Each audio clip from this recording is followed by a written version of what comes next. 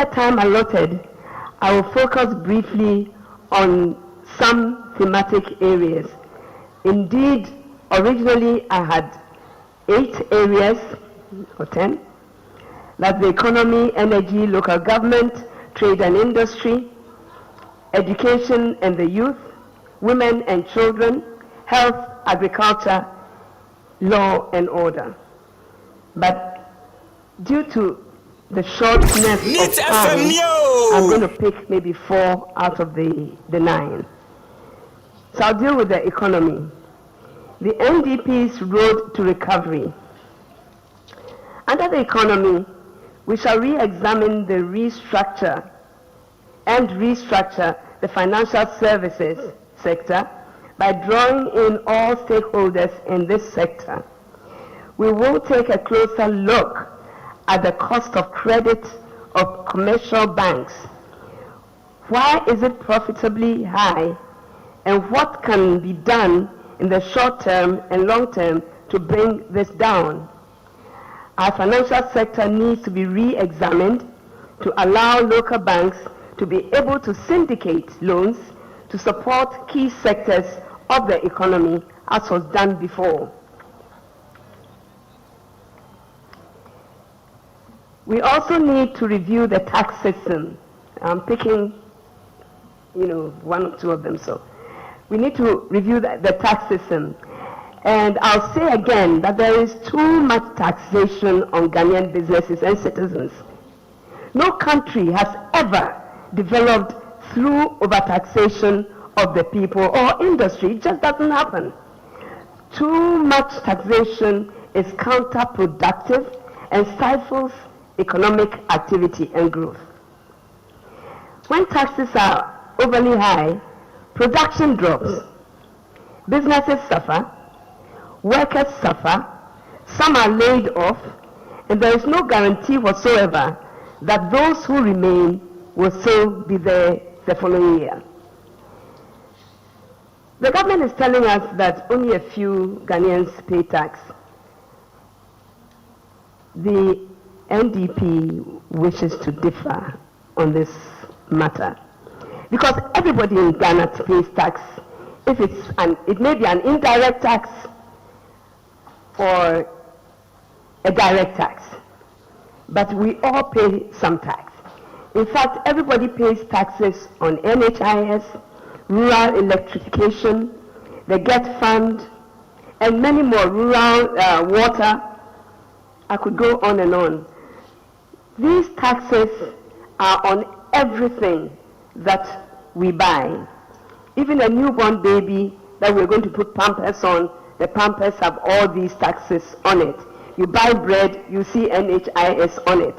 So we pay the taxes, but we can call it indirect tax. But don't tell us we don't pay tax, because we do.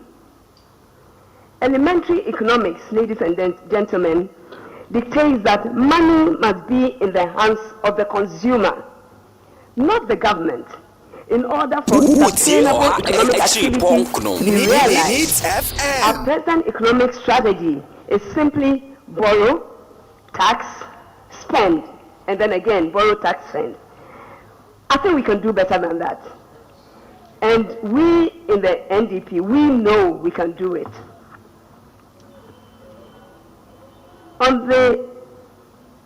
I think I decided I'll pick about 4 so that we can then, I'll say a little bit about energy, because the energy crisis is grinding businesses to a halt, so it's important to talk about it. Some businesses have relocated to neighboring countries again because of energy. Energy is the lifeline of a country that wants to grow, whether it's in industry, in education, you need in medicals, you need to have the energy. Ghana needs to look into developing a sustainable energy policy.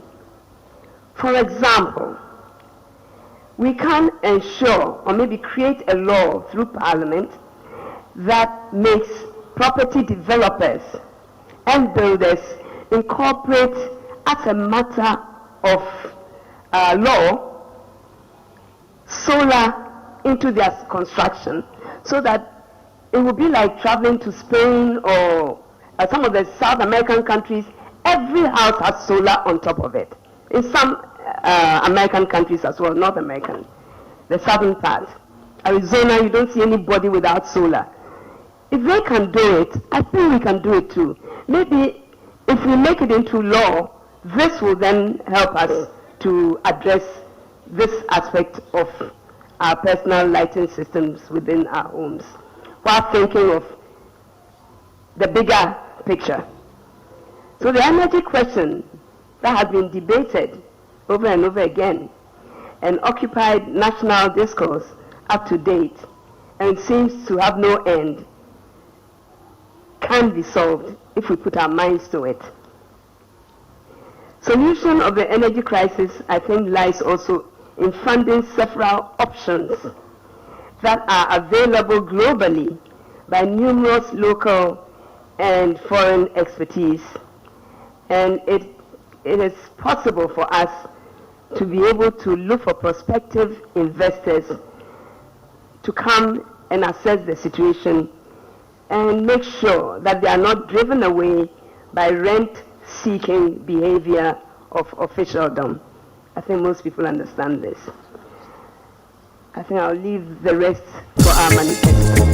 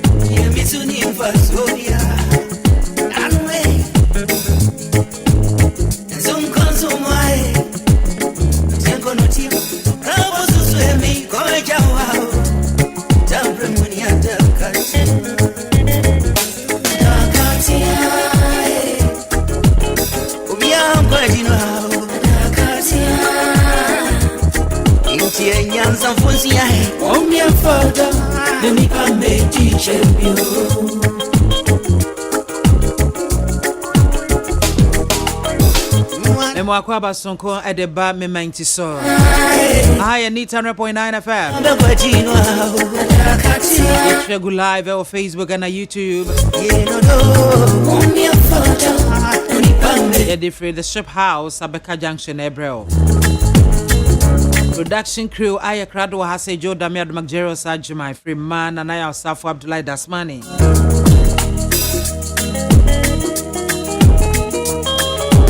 One ebo michidom mewie Ebusia obetime edo message you know afa WhatsApp line 059-853-7379 059-853-7379 Asidaka Sian Koma Kunu Ghana Limited. This way chocolate drink specialized that terminal water and a best point savings and loans. Yeah, me what you know. And me I be confia. Every change my way to know. Yeah, me what you know. A person me go straight with your foya. Oh, me no be a journey. Yeah, go in the swap by yourself. Or somewhere with you.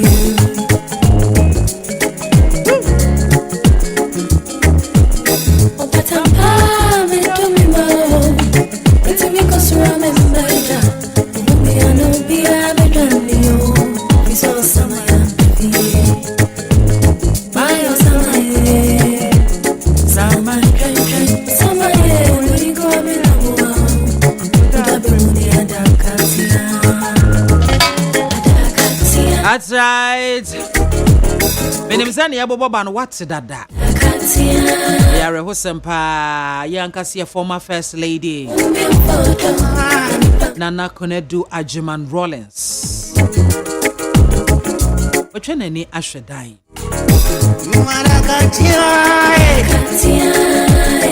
Edina otis anyumiyo wahu. 2025 ayebio. Let me say 2024 no dey na 2025 anu ohye. Pashe. The year 2025. Well, anyway.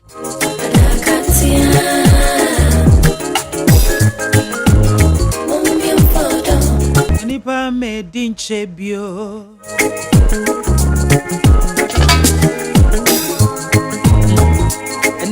Me nyina asesa kura je say oh abusiafo ya ma me Nana Konedu Ajiman Rollins nyame atonsa afre no we de yantene ya de yantene hwe ya memu aye ya pa because eneka sembi pa nka me de betu mo anim no oh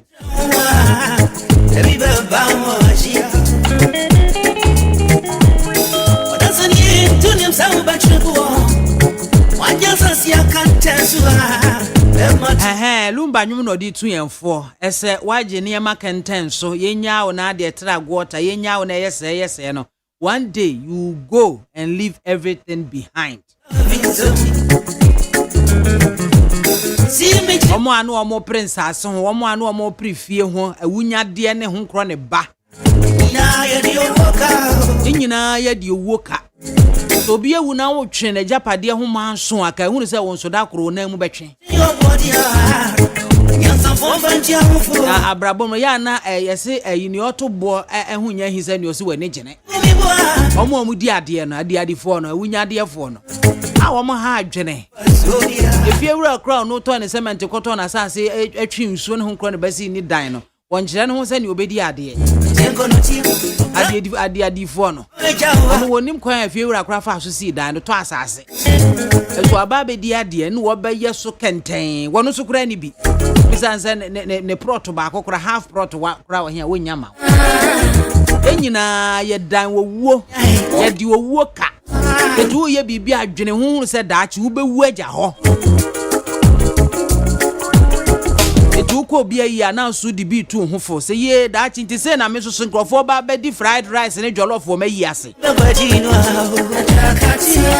ade ase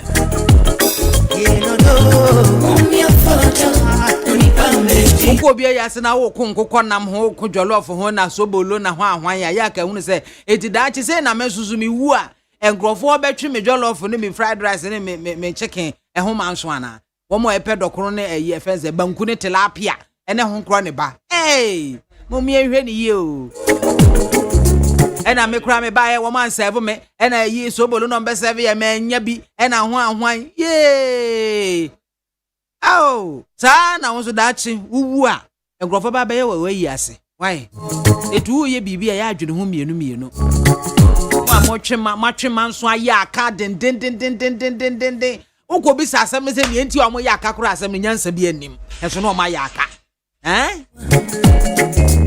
Maame Ajiman Konedu obi nka bi nhyiemu on ne de atoso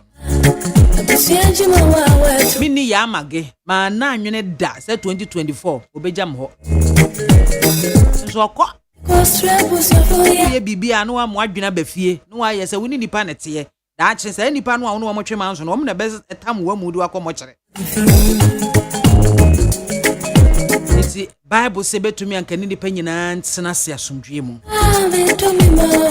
na ade na change me course no too much but when so ye mo memfa nkaka ye ho mo a ade anya mo dia Ghana ha sei se obi betumi atena se anwene asem na nya no kurewu obetumi anwene from krenkren to krankan no do akọ court so ahu odo akọ court wotu baabi wonka bi hyemu wonu obi ani asem wo dwen wo ho besi obi betimi anwene asem kama de ato paper so e de akodan court ama watwa court ho kwan be ye mfie be edu asem no nim ho maache se wan nyame amem no ankantim ye be ka wakoto afiase a wonya boni bia sa na nipa adwene ye bone sa na kokuduru Badi azie enti wo ha me se Bible says enke betumi a muni nipa nyina nsenase asomdwe mu wate azie Awie mewra ho pa mewra ho me nimba bi kura se monyame nkonko na se me ne monka go way it on plan me nwe ho me nimba bi kura free go ho owo da ho ma wo bia se kura de emebunu kura so mu wu mo kura chen emerwa ne nkokora no youth no mu wu mo woni adoso Ajeri mahai ya me de na bibi abako ewe yedan nyame chese wo ma na aw ya titi bia raho ewe don ya titi bia emse afiwe na we afiwe da mi sun pa ya da menka abusuafo ya honorable man bo amanom ekonya akwanhia no I cried the very day assembly see we are here na mete na de chia no pa asa me reho me ho asa ni papa woni ben I just say what do party chia o party aba ben mu wenya position position na wonya na no ho na montuo ukotu bibi di aboa homan na anopa wa sore wa call military base wo ya twa salute utu fa wie ma na just say kona wo kono enya dia ama was just say was saman we sebe wo mo sebe wo mo emu no kra yentimi identify ni ye even no mo ka DNA no ni ade but just say and the hon dey beto once so na ama reho aba ni pe mobo mobo bi asena kasa ye gidien eniti biama wonim wo ze na o ka asem bi nipa da saniti metena ho na waka asem decide say asem me ka de gu esimesi ho fi aho no anim say asay no nipa no so nim say asem o ken enya no kre biama na mebo ade ba kwa ya reho so ne say nipa na ka asem de ato so no Ghana ha yen court system no meba yen court system no eni bibia ede behwehwe ma hunu sa kwa yi entron wo twade ato asmesi so enti sa de akwa no ba argue ni case after bia ba argue no na say wo wan hu kasa ya obe ye be ka watum just like ya ka watum a asemi nya no kre ba sa de ne de esi a kama na wa ha ya obenya wa ketu ya no ha ya ungu da me say nyakopon fan che wo da never Debi nyame nya na de esa so ho itu go me yes ha de no ono anim sa de me ken enye no kre so no ka ye de wiase ne kwan e wiase ye kwan we na me kan we kwesi awaje na sem bi o se na danfo bi no kan o se na nti wiase ne kra enu ani je se ye na mu maame awo wanyini school ya wakobi a mo frem wanyini a university wakobi se lawyer na pesa o ya wakoye se doctor na pesa o akoye opon adwuma akoye doctor enso kra no o kwa adwuma sa koba wosora homache na wonna afi okra pressure efie na obeto a wato efie ba ko bi wone wabusua ka bi na obeto a wato ba ko se waware a wato ba ko ama ayere oba no so ono so eti enu ano no ana obeto we no wayare yeso o ye hu no bi enwawu okonso ma bi usia ne ba bi ejese wiase no enu ano no ese obeji wani a wakọ ne na mpuya no akọtra tra ba bia so ho ejese enu ano no so ho nyame anim ejese nanke be ya sadia wo kan no tro ne se na ke ani nipa ntena asomdwe na dwem bone woni patirim to ne ntena asomdwe ma na ehu pa so na ka tro na de waka ne yo na nipa dwem bone a woni patirim obi apesa obo ano kra na wa abwana ba be na ne e besi na nipa na kwa tena asomdwe mu enipa ya ne tena asomdwe ma na yeye o chat truck ese pa to so echese wo yi wa no ba bi enyi wanya nipa wo madwe mu do na santro no no magye di nia ye wura fi wo ye wura fi said ye koba one day be boy di ni atase for asase so ene ba na sa no be ka de so ntina ka ye ba hu eche se ewiase ye mu bi nipa ni bi adwen pa wo dwen ho ane hu Yamabusua shede na ajima kuna duro na no ya no friends asante hema dot yes ye hu no ko chia I'm saying probably asante kotoko hene we ye di hu no on the public space made them say video no sa when the last time made e hu no so enti yeti we masa wan hwe ni ya na chese wakwa ye bibi one day ebebo odin no na manfo to we yase jome so dey ase won ma dwubi won ma edidididi so ho enti ho benya se ye nyina ye bedodo ye ho na ye nkai se bibi wo ho a ye fro no wu a so wuo na to a wokwa eno ano no bibi aba na wie ye da bia magere metai ka se ihye mu no wiase abode ne hye mu ye ka se niema dodo a wo be akwa wasasi so ene be kire ba bia wo betena e wo heaven anka ye be hwe ye ho naka bana de nka wuti anka ye be hwe ye ho ankasa obi aba ha ma wo be twa wo be pa ma sumpra just up be kra fa kra ma enu kra pa sa de ne pie pa se mama wo ba akwai pa na ye de ebe ko heaven a biama hwe madam fu bi pa na madam fu no kotena ase echese na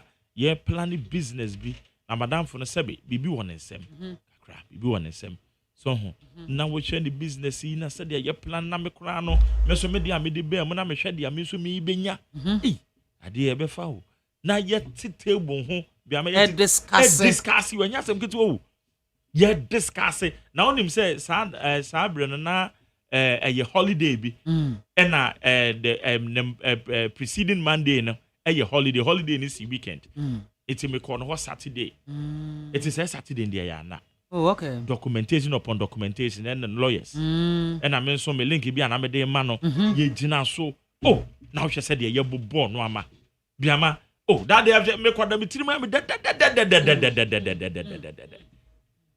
biama kukru na you activate the process. Wow.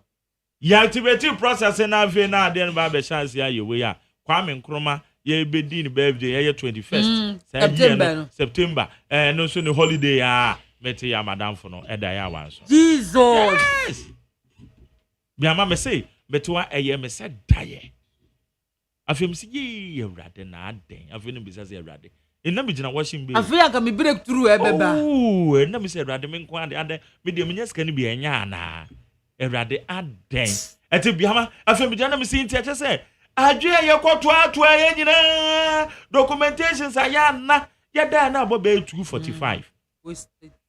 You wasted time ni nyina say bibia be na wie ye say bura one time.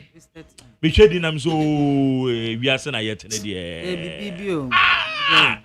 Na me hwe madam fi na japade owo ene say no me say adwe ni nyina say within a second no minya call a omo mama na say no ano no. That is the end. It's masa. What are we for? At the end, you was as always. Matima Jerry, that's it. That's all. Yeah. That's yeah. Mommy, no doye. Why? No water tare haban so. I was saying, I be telephone lines and to my dear Nana, or the Kai Yamame Ajuma Conedru. A dear Nana, the Kai no, a dear Benny, dear Ben. A free the 31st December Women's Movement, so. Eba edru baby cry se mami woni na na really Ghana o say me mom encrofo ne de omunya janzis titilefo na me no mo dili me callers and me texters mo amonya 40 years and above 40 years for ebi cry 45 years aircon mo na me ne mo ka say what you say those times pa yes ajima kunadu ba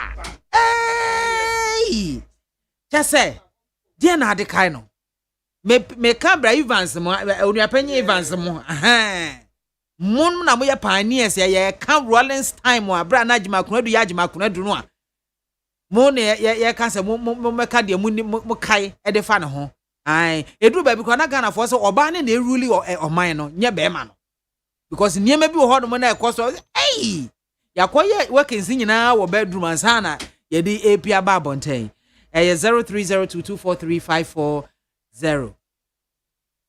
Good afternoon. Mahai. Hey, your telephone line is. Hello. Hello. Ebio.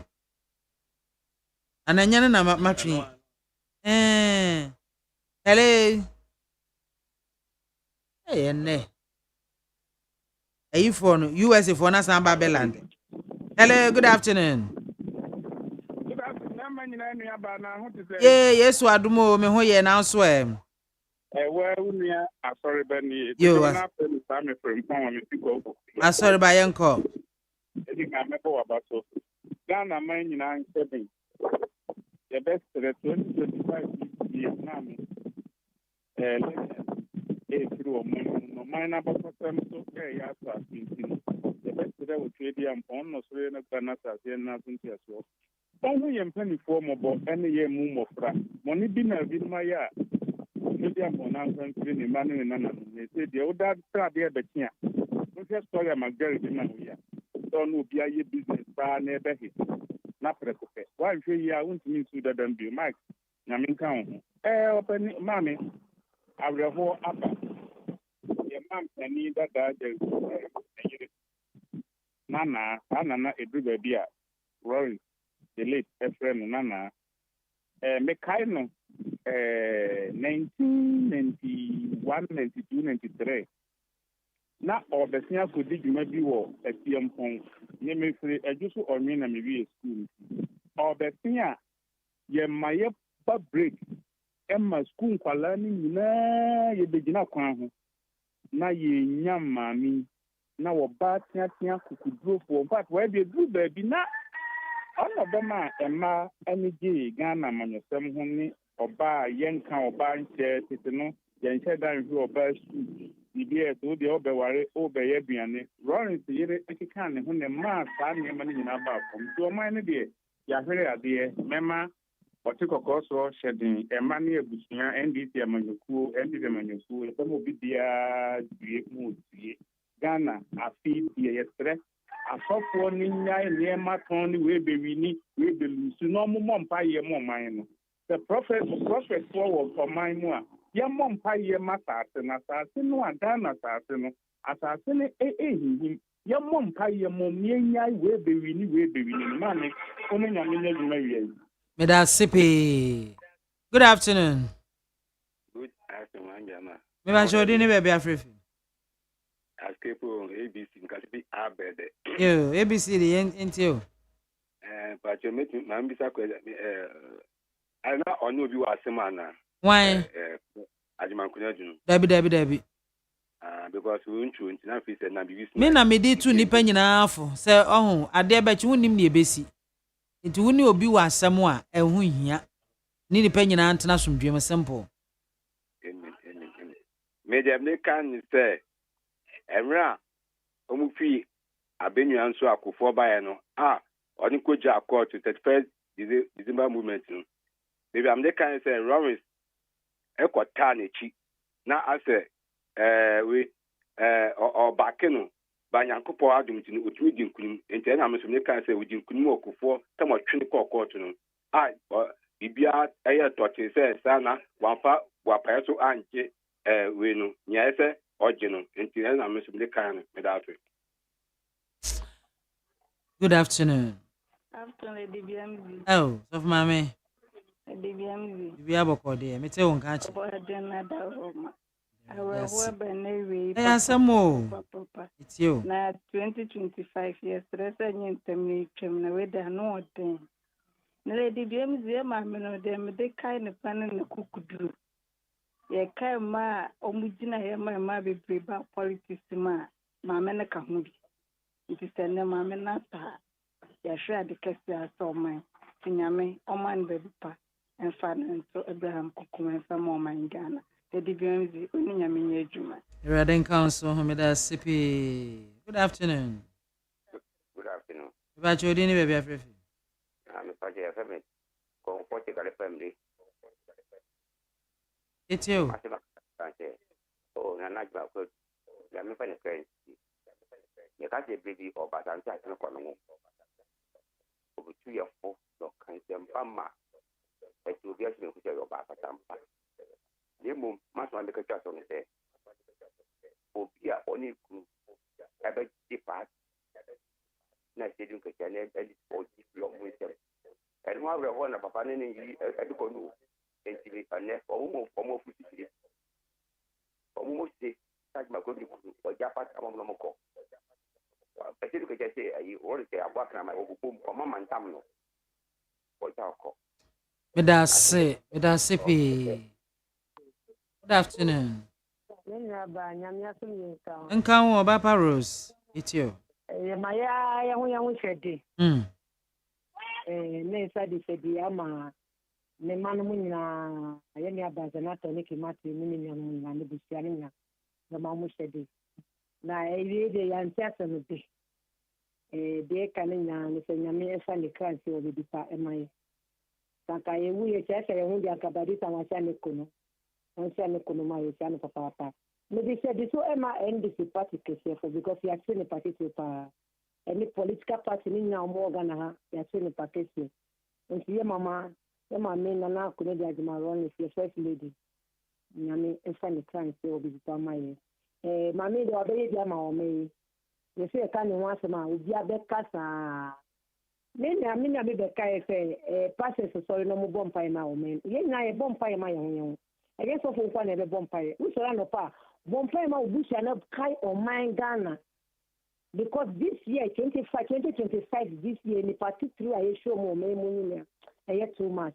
Yes, friend yakupon so hu ye mo so fusu bi na ya so a on fan che man no ma yin che no ma Ghana ye penny 42 for amoko no yakupon ma mu tina se mai o mu yin che na so yin che nyama be be so mo ho enti friend yakupon se o ma yin na yin che hu na me fa ni class ye da wasi. Yeah, amen. It does CP.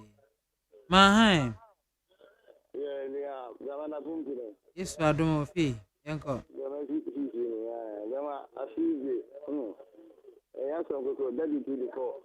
That room I call, then crash is so called, left the not so called.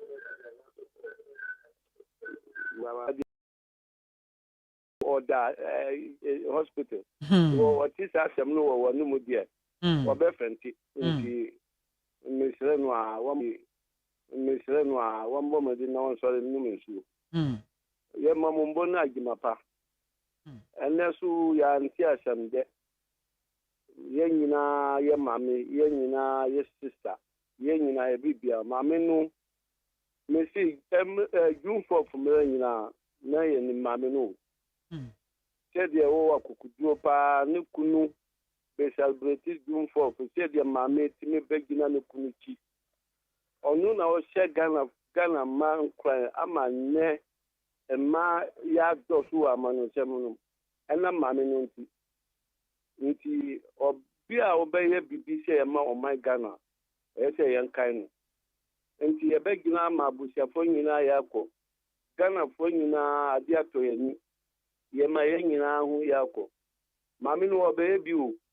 What was a mila nikun ni honomo? Emra one ne party for omu adwinu nkobemko no o tinu hu akwati onu ankasa ne party o abaku dio for but the party ama wo kwen ni musu amanfo aginu atumusu na nyame onu na okola yenkwa o si wo gini dia oni hwan na obe challenge nti mami wa be ye bi wo Ghana fo kai nti ye be gina ama obia yako obia nya kuchedi oni nyame ya juma. That's Alaji. Good afternoon. Fine, Mami Soja. 1D1 evening. 1D1 if no. Yanko. At the time. Yes, I don't. You, Mami Soja, and I hear the general for. Now, for instance, Yami know the Mamias. Now, Mami Kunami can is such a first movement. Certified is a movement. Mami led by a power and ma number and be solid. No, I'm doing one day. I'm a young. Why, ye be a tiny quality. And see, Mami, your man, indemnify ye. Yan tell some. I even say, yeah, mom, pie, more man. And you be an empire bow. Yan, I yet kiss him, yes, yes, I can't. na nea sese ye ne de ye amayofo no satan wadwen na nea sese omo ye no omo ye na kwan ya omo fa so a omo ba power no wa na munum o omo na munum hwe afi se kukudamfo a akọ akukudamfo awu ogina ho ante ase na me maka to do sofu be ka ase afi ye ngina ye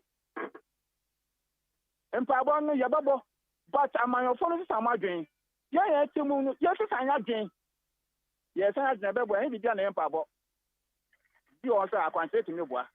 That's it. Bye-bye. That's it. Bye. Mahai.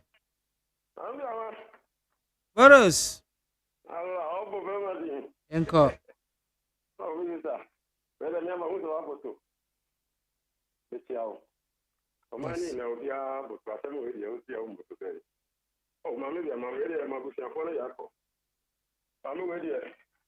Ghana Papa send me the Indian people down. The Indian people down. Me kai mami we pa those time. I need to be so. Mami do kono. Oh. I never done you. Hi, I come call. 1992. Hi, mami we did an announce so far. Oh. We probably am going to me. Hi, I said we pa there.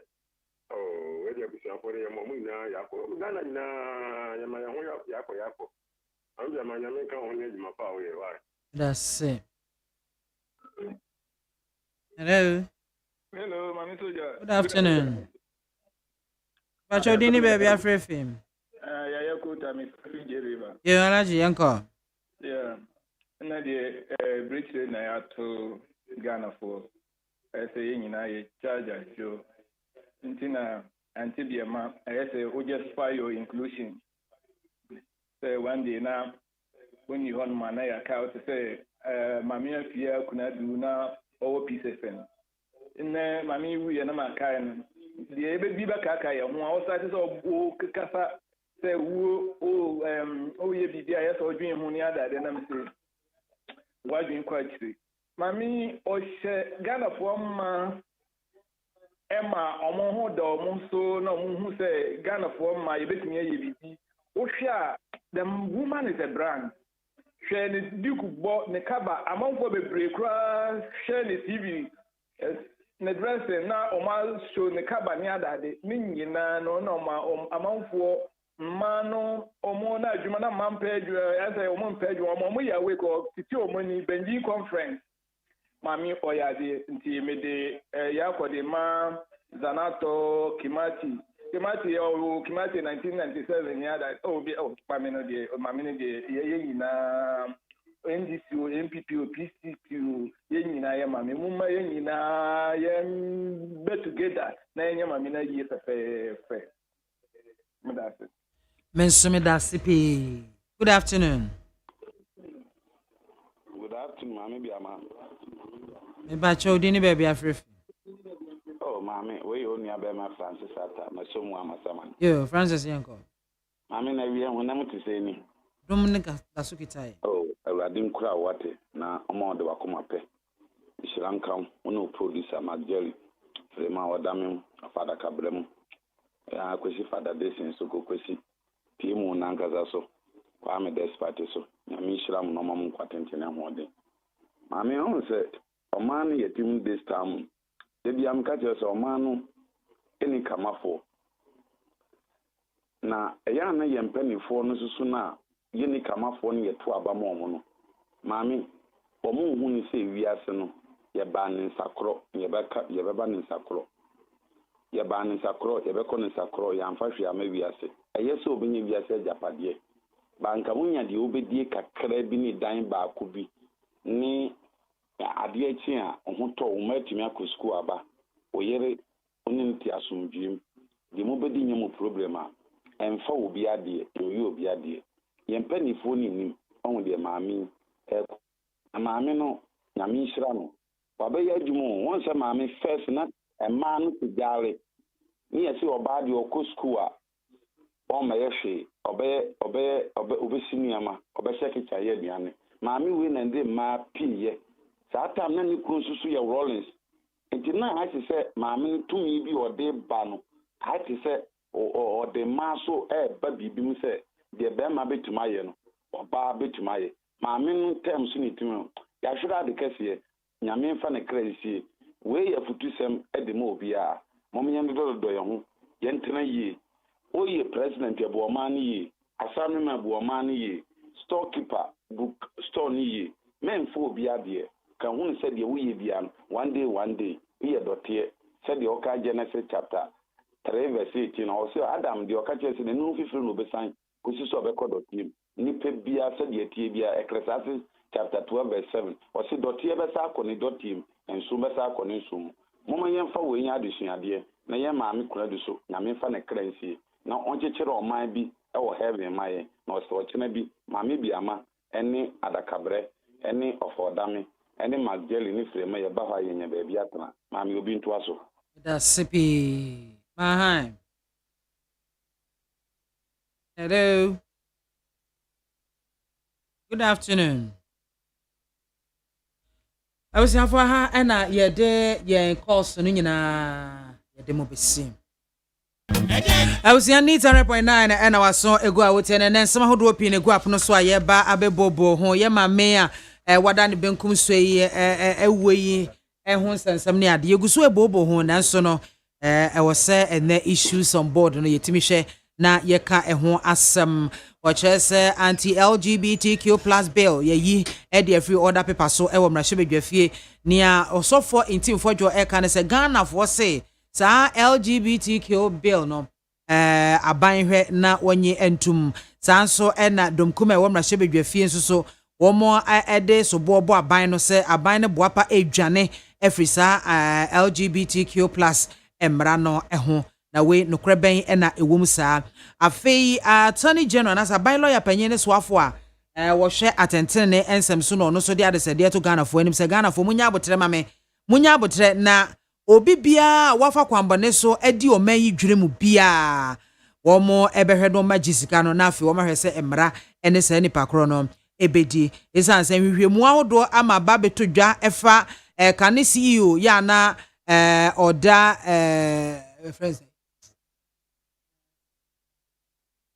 Bafa stock Abdul Wahab Hanan one ne ye enhwemu a ama wo moto ada niema bebre wo se yewra Abdul Wahab wa babonten e de abeto dwa se nye nokre so boy de bono no nokre bi anim de nenso ato dwa se sikapudo 40 million cedis afa ne nsase one ne yere niema bebre na efrimo ababeto dwa no a wote se aban lawyer panyine ede ehonsem eto edwa na ohwe sade aban lawyer panyine babonten ede sa exposes ahodo yi a wo mo chese wo mo ahunu ne ho kro ne ba yenyamfa nkokoto na obeka ho asem e wa abonten no ne papa mu no eye healthy for yen manyi security wise economically ene ho sensem bebre afen so NPP wo mo flag bearer race no guso a ya chese wo mo ebo apro bi e kire ne bobre ne wo ba obetimi ayede aboa party no obetimi ade aboa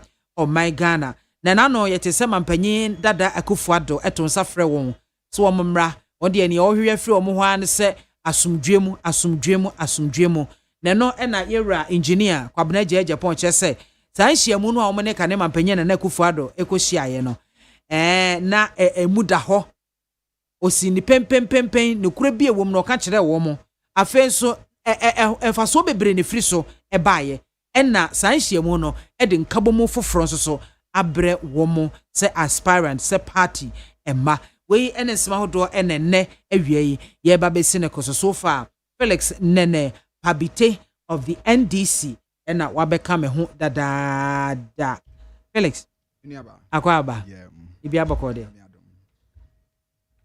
ayi medical mema mo yako NDC ai na ye maame agema kuna dunso otwedi amponyankropon mfanisie ne kokomo de na wo pepa e wona ho maame di kana me chiatifo okay and then me yankasa me do ase na maboto eniji a me di wura ha sei no efe me first case na me te say oyende bi sei na abo ɔman no tama dame kan say ene me maame na ebihia no I was so excited. Amen. Because me share with that and the di maame no it was special place in my heart. Amen. Status I be am you know status. Wow. Oh, beautiful. There's a wifey in quote Agasa. Beautiful. Hey, any afa. Na maybe kind ama ye nyina ye ho yakọ. Na machia ye mampani Yura John Dramani Mahama. Machia chief of staff Yura Julius Debra. Nefe mia Mrs. Apeni Dr. Zanato Rollins. You say we enya dia eda from kra. Amina ya santoa ena kimati dia omo so omo yemini anketoa. Nti me omo nyina ahyeden. Yakopon na na dema. Ena ono so a na agi. But maame abrebia bibi sisi no. Ade achi bia yakopon ma opportunity say ye be bre ho ase.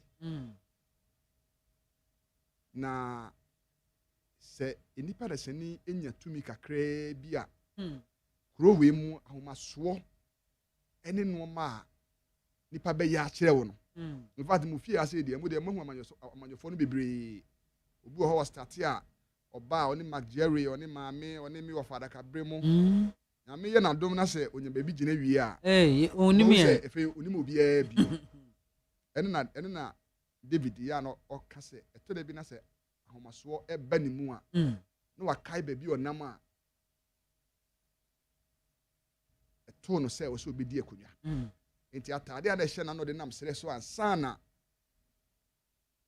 eto no so obedi akonwa no wo yi sa atade no sen ba bi edu me bi na se ahomaso ba ni mu a no wakokwe sa atade no no wakai se oh sana me atade we na me hye ansana Nyankopon ye madom a enne me soso ma ba ye ohene a medi Israel for anim anase medi edom anim enti enne ye ka ye maame kunedu ho asema ye ka se ye twere ne biography anase ye twere no ma akoso under this fourth republic me nyini say oba bi wo krum ha wa champion ma involvement in yen political arena no more than ye maame na Kuredu Ajman Rollins.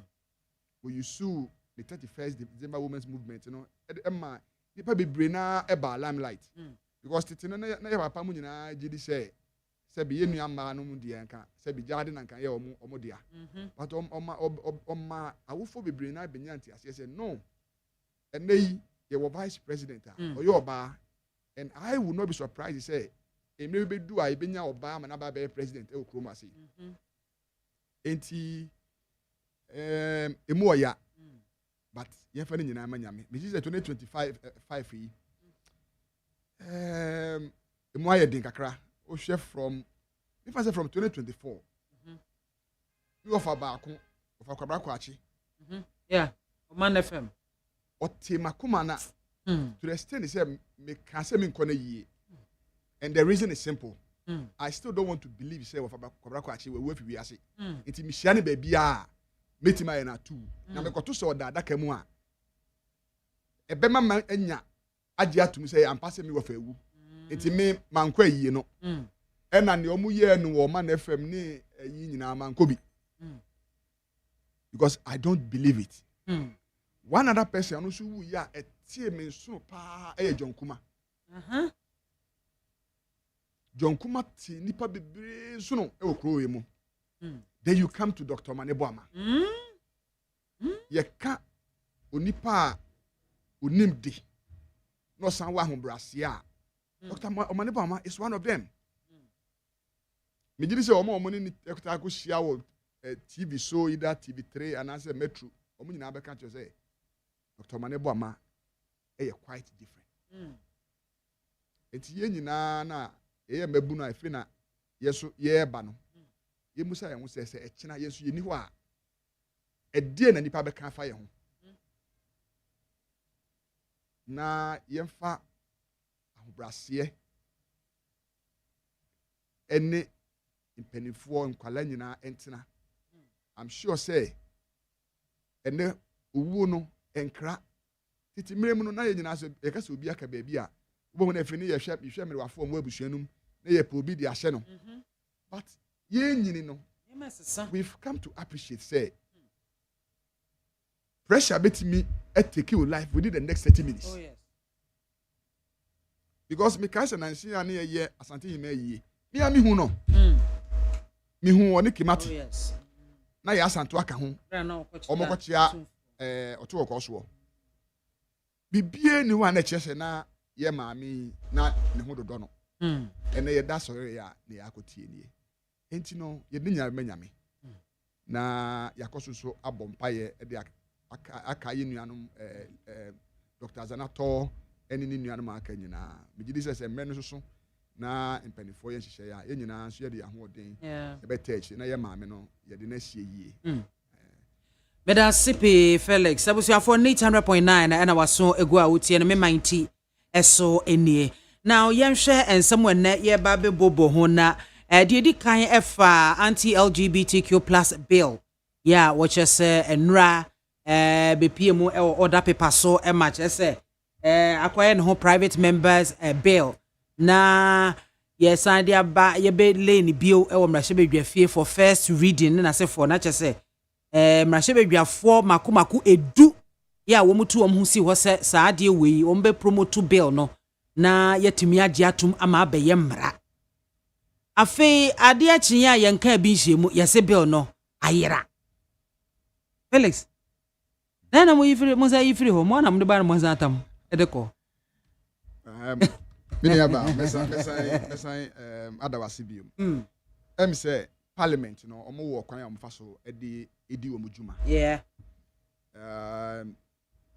Ade bia wo mo be discuss e wo fie ho no. Megidi say leadership no e ya where omo go into caucus meeting with speaker. Na wo mo ehun say ene no ma ye ba be bobo hu nie. I believe firmly say a basa LGBTQ is ya Commander in Chief of the Ghana Armed Forces Rajon Tomani Mahama but making a stance clear Emma media for ya na makari see go Mahama stance on sa LGBTQ ya obi anim say on so ye Speaker of Parliament demonstrate this on so no sa de no on so omaya ye wo mu ye before ena ye wachi wade ye nananom ene sebe ye nananom abosoma ye betu ye nyina no emfoa saa LGBTQ no so enti no media minim nipa kro betimi ayi nanim o Ghana ha ka se ono o champion saa agenda no wo yes ana wo bo hu dua enti no se bibinti ana ebi a wo matwe asan a I have a very firm belief say enko pim say Yewura John Dramani Mahama ne tenure be ende a obe free so as mampani no sa emra we no ebeba into force but even with that without it be sa emra we no we show you criminal jurisprudence now sa LGBTQ we it falls under unnatural carnal knowledge etiamra say sebi ode obefa obi sebi e wone to etiamra ana sebi oni aboa ebeda ana sebi oni wankasa wa yase ba wankasa wo yemba ebeda in criminal jurisprudence no under sexual offenses no a classify say dey we nyina ma ye nyina obi aya aware of it already enti the metimi aka ne say Ghana fo yenya abotre parliament omo call recess efei ena o ma resume from now on akopim say ombeka say omo be rise for Christmas no I have a firm belief say e be an so mo ye certain even amendment because first no na ye private member ena omo de call e be an afei aman na kasa person no mu a champion ya dem say mampanyi kra ka ho asem absolutely okay mbre bi say opese ye withdraw na eye aban no ena introduce because ye chiri ye chi wade ena ebe ye no me say ebi a ebeka say anda yewura John Dramani Mahama na Ghana for G2 mu say ene de oba timi ware oba be ma timi ware be ma you know ba ade bi wo ho a wo ya e de no means wo frɛ no me de ma wo ene wo chima nyina enti no abrofo no na omo de omo so omo nya omo ade na omo ya omo kura no there are some of omo nkrofo na omo no they are not in support of sa LGBTQ ya ekeka hu semi omo nkrofo no bebre ho a they don't support it footballers ni bi o wa say edu say omo boss ayi na omo timi ka say obi timi bob band no a say I love Jesus enti me de me wo gidie say at the right time no sa emra we no it will come Emma wo a utebe bi a wadwen ye o say ubetimi atake advantage na even before e be sa amra ne be ba no enne de ya me no ka say say oko fa se be obi wo ne to na se Ghana mra no so mu a even without even this law no yet criminal offenses act no act 29 it be real am ye do ato afia se me ka say doctor bi na owo kaswa okay na asem na oko fa school ni akola bi see ye jail 25 years Satan na LGBTQ na ye pass that law no ye but you sue your criminal offenses act no it jail no 25 years want some see ah me boss we twa wie dia enti no even without Saturday we know there are laws in this country and I don't think say ohini bi e wo Ghana ha say obepene say because they are the custodians of our lands we beti maka say no wa sorry e wo tepa abontene so e na ono de oni bemba omo ye wedding wo tepa na tepa ma hene te ho mi nu aba ujiri se beti ma ye ana obi akọ dwabin na wa say oni omo ye wedding na oba ni oba ye wedding na dwabe mahene ete ho anda otigoko so tell me nkran ha say I'm from Dodo, I'm a royal okay me wo fa direct ne tekwesi agiman ubetimi asore akogina Dodo aka kire Dodo de me kunu ye be ma me be ware me ware e wo Dodo na krom wo fo nyina e hwe not within our jurisdiction no and I believe say utimi ko esa so Sam George krom ha e ni go pram utimi ko esa de no kasapin ana se mi nua Macjerry ni krom enkoko kwawu no ha enti no ye nyina ye ntum say Ghana ha Christopher ene ye nuanom nkramofo na even ye nananom omugu nsakura no obi etia sa de no enti no entimi enyina okro emu enti enyina yenke yakoma to yeyem se binom so asori say human rights ya mom kwan na che say yetieti omo fa ahodie so you see right bia no e limitation na ye ka human right and no doesn't mean say be until recently and they are not making news North Korea say wo yes wo pese wo hye ho akom na say ye chewa ye kum yes and they are na me read you online say North Korea mra omode aba no omo president ni say wow decide so pese take you life na wa succeed a say wo pese wo betra se biom nti ombe bo am akọ enti obi ntibi meka say human right nti no eno na ama enne yen kwala bebre omuko school ba no my bibi e wo ho minu aba maame tama na menu na eko school in the 90s ni ntwa aba ma jiagu mi video mu amete ha no busami aminu ya Macjerry se na ye bona ba na no e stubborn unanti several kilometers ebi o ha from a hat to Kwame Kuma second say we the school mo ba na motiti mangu wo kwa so na mot anopa no uye late na to kwa ye bebo wa ba ewia be pon a teacher na wo duty no betimi obi abotimi aginsia me papa o ka say teacher ni abowa ono ni wachi ma school ho obasakra bu fie mo and then you see human right ye munkwala oni say parents be bro kroma almost adom almost so na me ba o just one in them for ni e meye ho adwuma yes because ene sebi wo wuti tara haba so na say uma abofra no sebi o ye no na say kina wuni ho a be da so na say kwakwa ya de so awo obi foforo so ana enti ye no mo de ye tea ye papa mo tea ye enti no we should not be hiding behind human right enye abrofo no kura na wo mo human right no okọ America small boy timi kọ na ko to tu ne kuta no ene o mo pekwan bi kura afa so how we draw sa human right no say akola keto wo be 18 years etimi ebo wura shop no atotuo that could be ni mo timi bo wura school bia mu na otutuo pay you can't do that under human right near here cannot it's about morality say wo de na o maami anwo a aka obet maka say wo do be so ware oba eti no wo ware be ma na be ma wo ware oyonko be ma no hwan na enko wo na mo abenya mma enso yo bi adoption wo obi ba de obesoma no so wo so obi betwa mu de o kofi bra me so na to bibi mami eti no eduru awia a asofo bo kromo nyina tie nit fm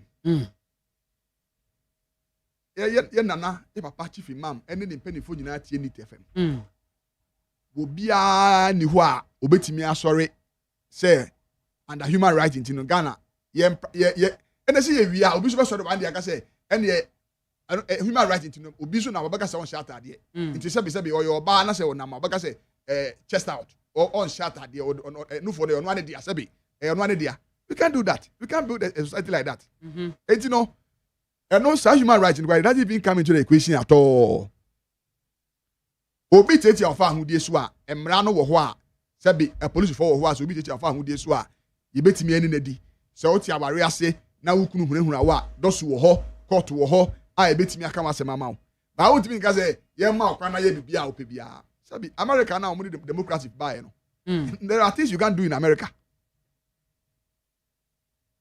There are things you can't do in UK. And you know, aba sa human rights in there, omunjaika. No, it's even dead on arrival.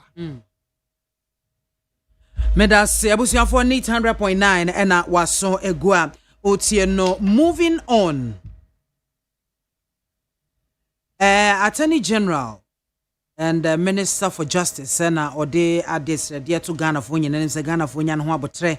Omunya abotre ma no na obia wawie sika obia enam nsaso ama omayi ahwere sika womo ebeji sika no wuwie a na nsan ombesan de akwa kogina atemmuo anim ama yedi wasem ewo ho ni nyina kofa baye na nra ya government accountability series a womo eye wo NDC aban mu enra eduru so ema odensema hodo ekokoto edwa na eho ne kokopie mu ese ye Abdul Wahab Hanan onene yere Faiza Seidu Wuni womo sikafo mo nsase sika bese 40 million Ghana cedis afo mo nsase ama yese bags ne purse ne eho nkro ne banyina epiepie mu ene ho ade asemi eba ye no ne nipa bebre eka ne se ase Attorney General opepre ne hododo ase opre dodo nka asemi mo discover anase mo uncover sa nieme no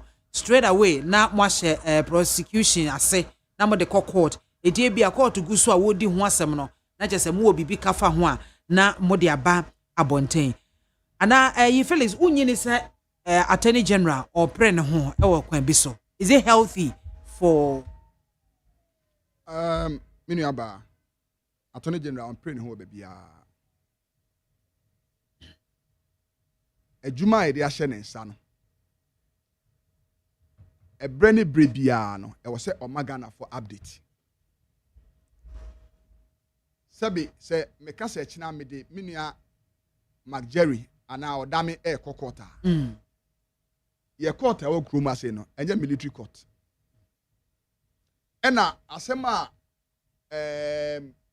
Attorney General abegina ho kan ra nyina yi judge now ye di asem bakoto nanim no kra bi a press conference kwa wantie judge no be di asem na obebezi ne na tembu no on fact enyina so a ye de beba no e na wo ya ba oku adu no so no wo akwanya se so fa wo lawyer enti senia all the other ministries no periodically omo emagana for update ye me ye wo me ministry nie baby am start ye nie baby am ye dru nie no I don't think say attorney general so ba be ka say because nienti agana fo to aba kese pa de ma ye wura John Dramani ma ne say Ghana fo hu say to baby na nkofo bi elivu lifestyle bia ojo ho a onti ase minu aba ade ba ko a Ghana ebetime save ye from sa sabi sikawia ne obi pese onu ko a wo dan 20 mami biama wo dan 20 wakra wo de ye dan when you say real mo no me busao so wo ni mo bisa because you see ofa obi ti say me mentor is me ni shiada okay ye ra despite okay ubetimi ehun ba bia papa ne starting abra bo fie sa atete cassette na homa wo mu no yeah wa ton bi sa abre obi anim ye wura doctor and so for sapon special eyes unim nipa do anim sa nsuo no e wo Ghana ha on daily basis and say who say despite and I say Dr.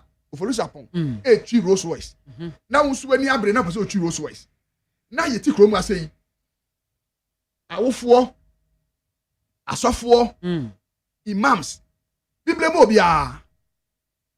obi a ne wa sorry within some few months no be hu ana say wa metamorphose uti fie so be hu ana say uni mo dame ame biama wo ye aduma o peace ha che o mo am ye panes o peace ase no we one of them but me ni so tu Land Cruiser it is a china na say be hu say ame biama e twi Rolls Royce na say nyese bi a Elon Musk and abeware and atodi amount as birthday gift people should begin to question you say unya asa Rolls Royce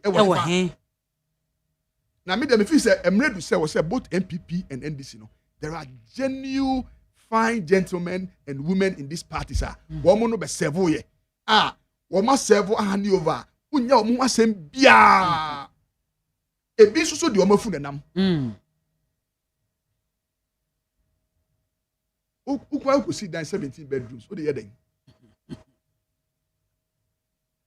edan no say ukura na ye ba ko sie wa wudo me ye sie wu fie ho enti sometimes say e ya na bibusa mu say ebre bebre nipa de sani bre obi a pese wo ye yie obi a pese ye ka say onu na wo si sa dan we to what extent enti me feel say e wo say ye de mra bi ba kromu ase say ni amafo bi de private bail by me so many dame ene wo mame ene Nigeria so de be ko parliament say ye fa brambra a ye betimi dia auditing crofo lifestyle adwuma wo ye no and the kind of wealth adwuma wo ye ni sika wudie no e wo say emra no interrogate you say wo na ye say we pay 28,000 now to die wo jowulo $4 million na mama bi ama wo wa mo peace ya over 15 years wo $1 million wo account but you da bi o go do me brother busani mama oh $1 million me ni be nyara wo le same area ye won peso ba ko so enti no say ye nyina hwe bra wo bre this say another date you saying and then 23 aka 7 days na month yes October na ya de na ma na ya hwe pay slip no hwe the tax component every month be outua betua ma nsako na busa ho say wo untwi prado Corolla bi na nyakopa ye wadom na utwi na de be adwuma na obi a na fese bi a na oba studio hada bi a ebi kro oba da bi a hu no ebi kro oba na okokra ba ma jeri kwa na ebi o soto na kakra se wetimi akọ efe oba ya otwi Land Cruiser obi a so tumi busa na se wonya no wo hefa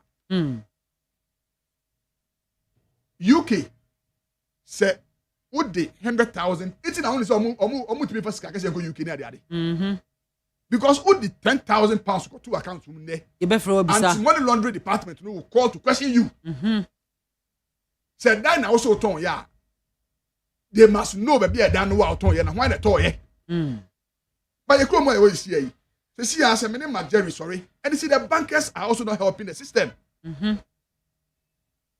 the banks are not helping the system because so necessary bank bi wo ho an ya say wo ko mami wo de $1 million ko to a wo busa so nya no he wo ja ka so business man case no because nipa na ebi a wo ko na o receive no bi a relationship manager na receive ye no we meeting the target for the quarter enti no enwu hia gra say o interrogate final say sika na wo de buy no say for terrorism ana say bi a sika wo de ba betina o manim e de aba be recruit emabunu ema maye no ma enfata yenti mi chiro man sa enti mi de me support to say me ne wo odami e na me ami nua Jerry yen so ye be ko parliament wo say emre du say wo say be a democracy na du no ye de sa emre bi ba say ye betimi an tolo nti so hu say obi live lifestyle na tanya ultimate report no say abrant say na say lifestyle I will live no asesa enti police for interrogating the maye na police for so to musa no na obi ye musa no baby onya scan free ye musa no kwan ye fa so onya scan no and people are getting rich overnight obi ba o ka say o pese o ye amajonia e service o e also enti na ko UK a omo mpanifo no omo ministers ni omo ayi omo tena train baby we have train of na say ayema ogina ho ye kro mu apen na hu say odi pale say nitimi tena fia ama traffic traffic chine fe na pe obi ama de kwan wa ile to kwa adwuma na uni ni say ebebo 8 na traffic na tia na 8 no si nitimi de saa e share be gu ho a ebebo a ye ti kro mu ase a FBI for buy a wa be hye enu bi fi kro mu akọ no ma me wa kasa o tie na one very si ye ti kro mu ase na ya jankrofo bi no mu live certain lifestyle look edu weekends a o fru sa pedu ya se popo na at time I'm telling you first no ye ka so bi ato bensa papa panyi a wako pension o papa wa ye adwuma a wako e fe ne bobra because Benz enye ka sententem enti olumai utu fi a na oyere anopa munya board e behie bi ni kontomire edi wi a mafa krom kakra ene de mraje na ja krola na yusu o ena obu yusu Benz ena rather no mom no e kokrafo no mo na sha yusu krola ni ade atene ade ti na o se basa obi ka se so ya branch na se o ya adwumaden na se o wo sika utumi to o Benz o but se obi a ye nimu se enu nyina na ti area back on ye no na bobo Saturday and Sunday na from nowhere you be mu say why ye prepare overnight and obi aso to musa na bibia but rather na ehu na na ekotokoto no boss because o ma kwens kakra ye decide to your mind we am why and the pressure cry ba ngofo bebri aware so because if na wadam for bi e de nikunu e compare say o te hanansia na kwame ofi ha ba ehwe and o da bensi mu o ka da da bia ye kokra condition kra anya adwuma na the pressure e ba aware for so eti no mene wo mienu ene mene wo ne dame na minia Jerry adwuma e be ye no say yesu ye bill e ko parliament na se wo ye MP na ye hu ajapade awo eni si ade ba ko asama ade na asa ya kra ye sa asset declaration form no kuro ben so na ye declare asset a ye mie so yes ese auditor general na ehwem no o mie so o envelope no mo de to mo de to sa akeke mo mie so sesen say ye be so mo bie so no mo gba chire ko resa ampa say biama ene ya minister for tourism and now we see ofie any ship house ene ya first asset domi market no so ya wodia second asset enti ni nyina wo ade enum watchro ni nyina no e wo se yehu e wo se ye publish in the dailies na Ghana for nyina hu say MAAME BIAMAH we and as a Ghana for nyina kura hu kura pa at least some key people should know say and there should be a committee to know say we there na ye the form enti me ba Felix ni omo ye ne say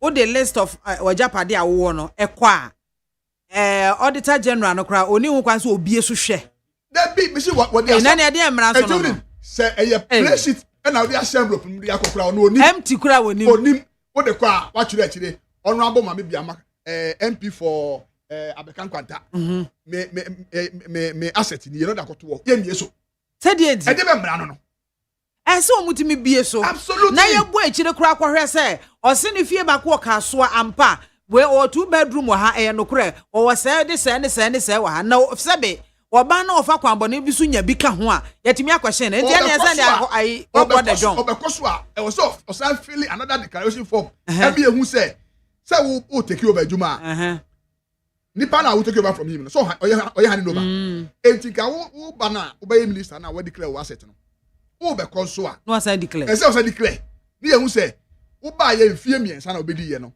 salary ni allowance a wo gye ni we na wotimi aya kan wo dori market bi a wata ko to market ba ko so wo kwabenya e de aka ho na we de ade na kwakoye se buamu ade enti ba o enti uwie se bia wo serve se 4 years no wie na wo kwa un declare one asset bi o se na wo kwa o ma mo wie abaya e free so na say yin what is say obi asa ko declare ni asset bi the only time I will declare one asset is when oba abaya fufura asa ba ya appoint to say brabe minister ni esentia and you know people are just taking advantage of the system and omodi ani omope but sankasa dey we kura no e wo ho na obi anim say me kwa o say me declare me asset kroji ya obi ntimi ko gina ba bi nka say wo to dan miensa wo easily gone just like that na kuma ko say wo dey that one dey careful o makro be ka so amobra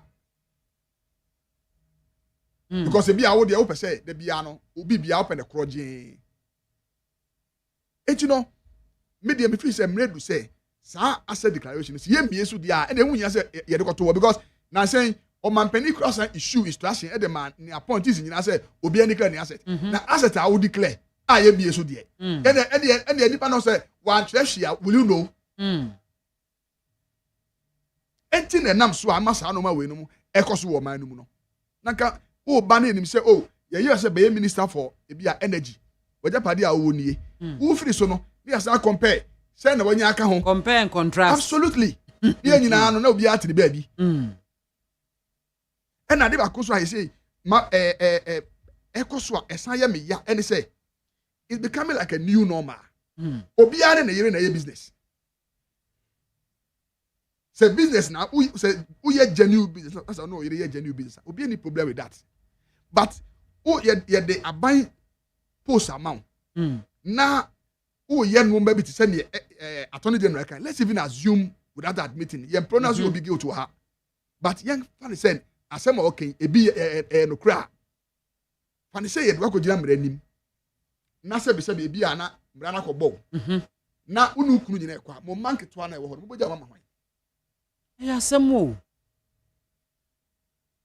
me first born e fe na oya 10 years ade bia me ye bia no me take me wife no ma any me man into consideration say me baba go school no I got tin wo school mu say wa pai we na enam radio so eno e ba yi adenti na wo say onipa say netimi etam $1.5 million ekoto watch you don't need to see the receipt o here watch your boy so big go say see ah obeti maka price na kire and if you no information bibia online yeah obi hu watch ni din and who design na you watch ni din a ogugu se sia obeti aka you say watch your boy omo ye ni years na omo ye no current in the price e ton e be $1,000 et you know say wo se obeserve wa and I don't think say sa no ma we no e ba yi say no kra bi wo ma even the former president will be proud of it because 23rd July 2023 a man memma almost supply inuane e de ma bafa stock e be da ho ma de kye me hu demonstration a o makoda ho ma de akye da wo makoda ho bafa stock ho e ma de kye e bi wo fufuo wo ho enu ankwa obi dware wa e wo ho say wo ma supply inuane for 2 years ni eti o mo kai na CEO o to dan e wo 17 rooms o de yeden o se anya no kre yo iti na meka say obenya ne day in court obi ni ho a me ta court na criminal court 5 pa e na ye maame justice fiase wa abusu me pena sem pa it because na the court wanna me observe proceedings obi ni ho asabi what you opoku ni pa o nyina court obeka say I'm guilty da but say ye sha ase na ye yi nsem no etoto ho a ebedu ba bi no wan kasa bon say cross examination any ade no bo se fi de wan kasa no mutimi nyu ho anu biom enti no wo de o se oni boni bia obi aso ka so we di boni bi nyame adoma yesi china he's going to have his day in court court ni wie na say ebedi 3 months so ebedi 1 year e de ya adoma bi su o se sie enti no minu aba eno ma se o mampani ehwe wanim se be sevo na wo ba na enye adwuma na ede ama won ene hia wo ba se ne wo se na be ya wo be yie overnight na watimi a control a certain group of people within the party and as within your family no and then no ene yene and no am tie nsem no bi no out here e ya wo sem because obi ha unfa sakra e dey esusu no so betimi ayes ade no but enya ba wie enti no so ko du court ho a say we bank transfer from buffer stock account to who account sa evidence no bank statement no there and there you see how to see say we yi one city credit bank account mu a e be record it is a news na say the bank statement no more say share exhibit 1 na say any the be aska we e free and then the RM and I say the managers for the bank also come and testify unless say you are telling us that account near there unless you want Ghanaians to believe say sika a move from companies into Wudi no unless you because account near there na bank for na mistake to more reverse but say no credit ya identity na wo na we see you na ye transfer it ye betimi transfer Peace FM mo bank account sika they say you pay salary na ye tua on payday na me offer for Dixon you say you transfer 100,000 every Peace FM mo main account mu e wo bank yeah e dey kogu na account it doesn't work like that anywhere enti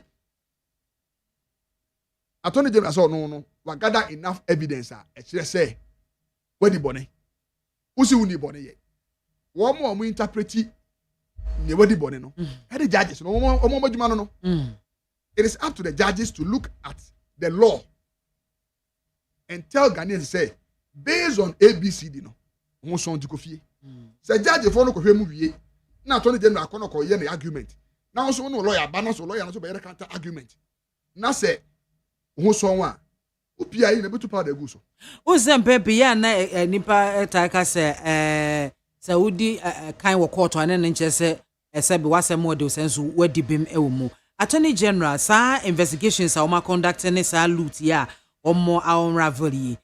A binomo eka se dentina on fanko straight away. Now almost started prosecution. Now all people in who they are babonte because I say or per se or court see the public sympathy.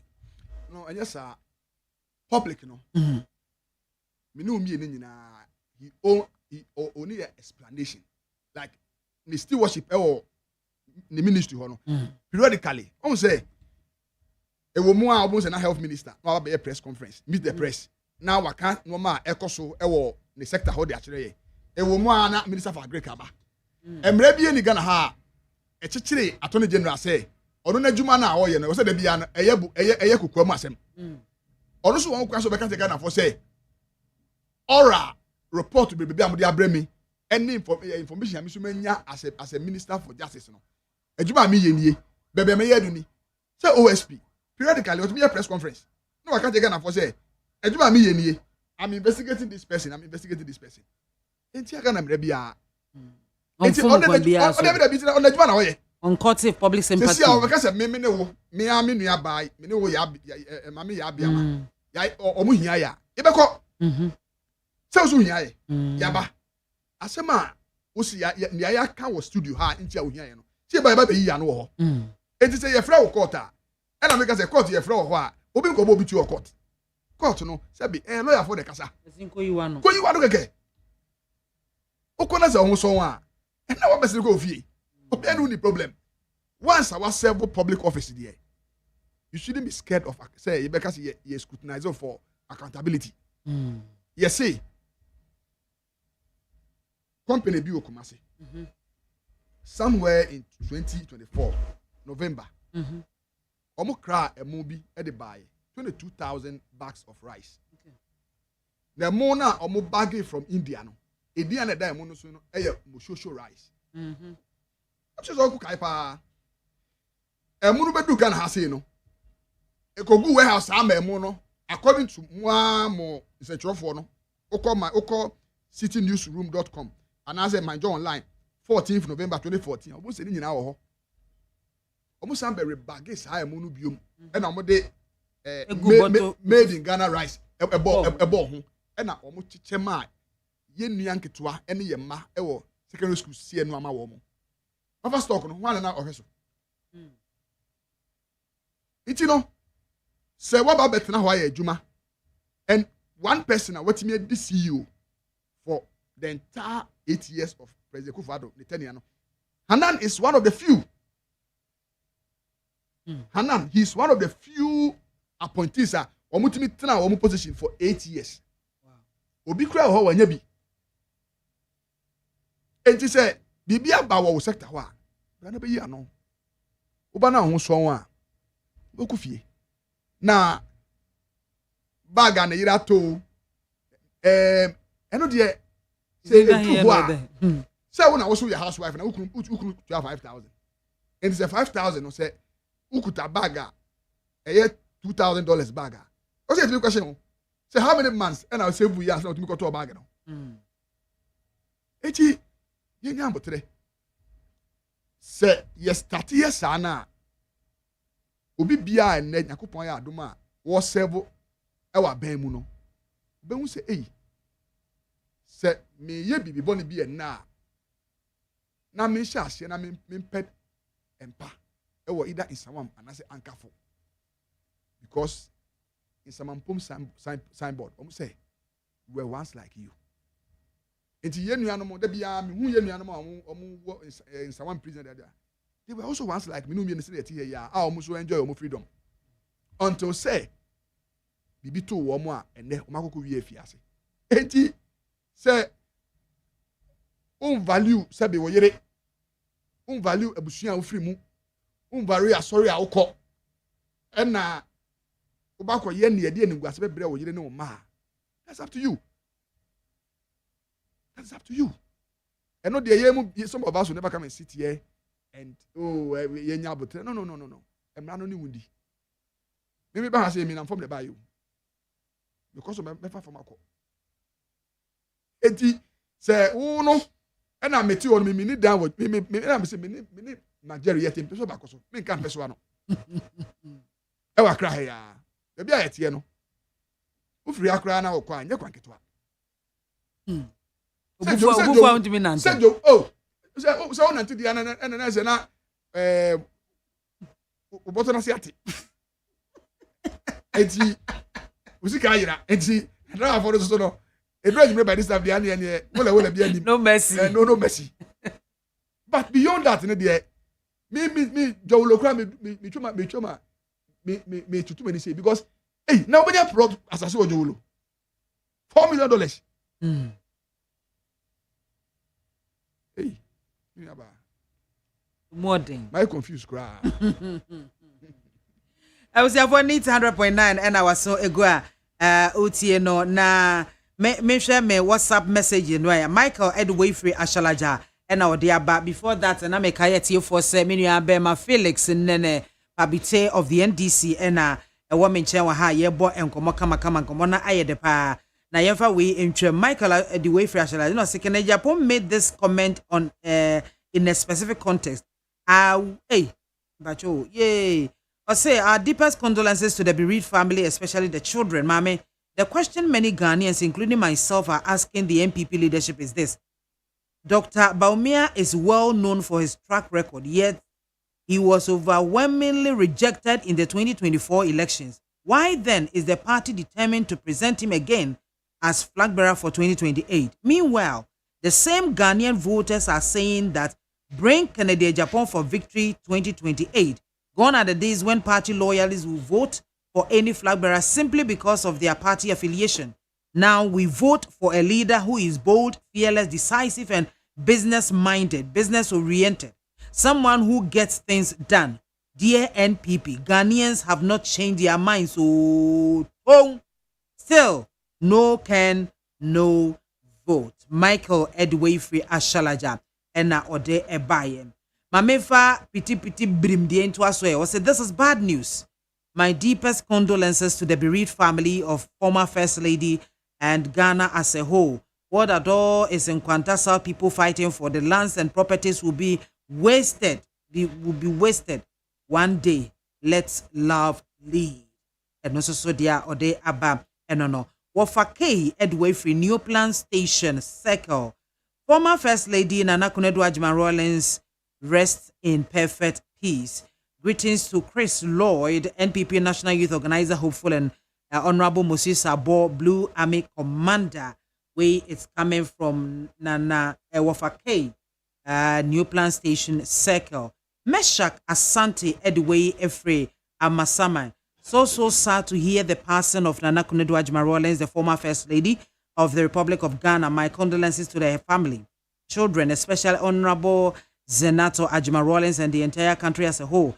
It is also a big lesson to all of us to stop fighting over properties, because we shall all leave the world one day and join our ancestors. Meshak Asante and Odiwe Abba. Mamenfa Wade Emrai. Manauba Stephen, Pantine Village, and was saying, Sister Biamah, so those of us, we are nothing on this land. Oh, now, Manauba, you are nothing, no. You are nothing. It's the unia. Bible said, do yonko sa it's the oho, no. We are nothing. Yeah, share WhatsApp, friends, Facebook like so. Graceomia Nochi is watching us live, and Dr. Kwame GH. And the fight against corruption is in progress. The rules of the game is an evidence, and surely prosecution will start soon. It's just a matter of time. All the stolen funds will be recovered soon. My greetings to the Eastern Regional Chairman of the NDC, Dr. Mark Oliver Kevo. Manuel Jesse, I always say the media is our problem. The kind of energy they used on Nanado on this LGBTQ plus and that of today is different. Journalist. Pa Willie, Nasimami Soja, NPP is making noise about this LGBTQ out of disgrace, which under their tenure they couldn't pass the said bill to make it law. When the bill gets before His Excellency John Dramani Mahama, he will ensure to make it law. Unlike former President Akufo-Addo, who ignored it, he did not ignore. People took the bill not to court, so he wanted that to be sorted out before he could append his signature or he could assent to it. They are acting as if the bill is before JDM and he's refusing to sign. They should spare our ears. Teacher Constitution, we must say. In fact, Ghana has lost a great heroine. There is no woman in Ghana who has contributed more to Ghanaian politics than Nana Kunedu Ajman Rawlings. May her beautiful soul rest in peace. Greetings to Dr. Oseyao Educhum Kuka, JFK, and Honorable Mavis Hawa Kumsen. NDC is 419. I see them. Shameless. Daniel Kwebi. And Odiwe Ebaye. Joe Apia, don't make poverty make one talk nonsense. For what does one person need 20 houses for? Genuine question, Obisano.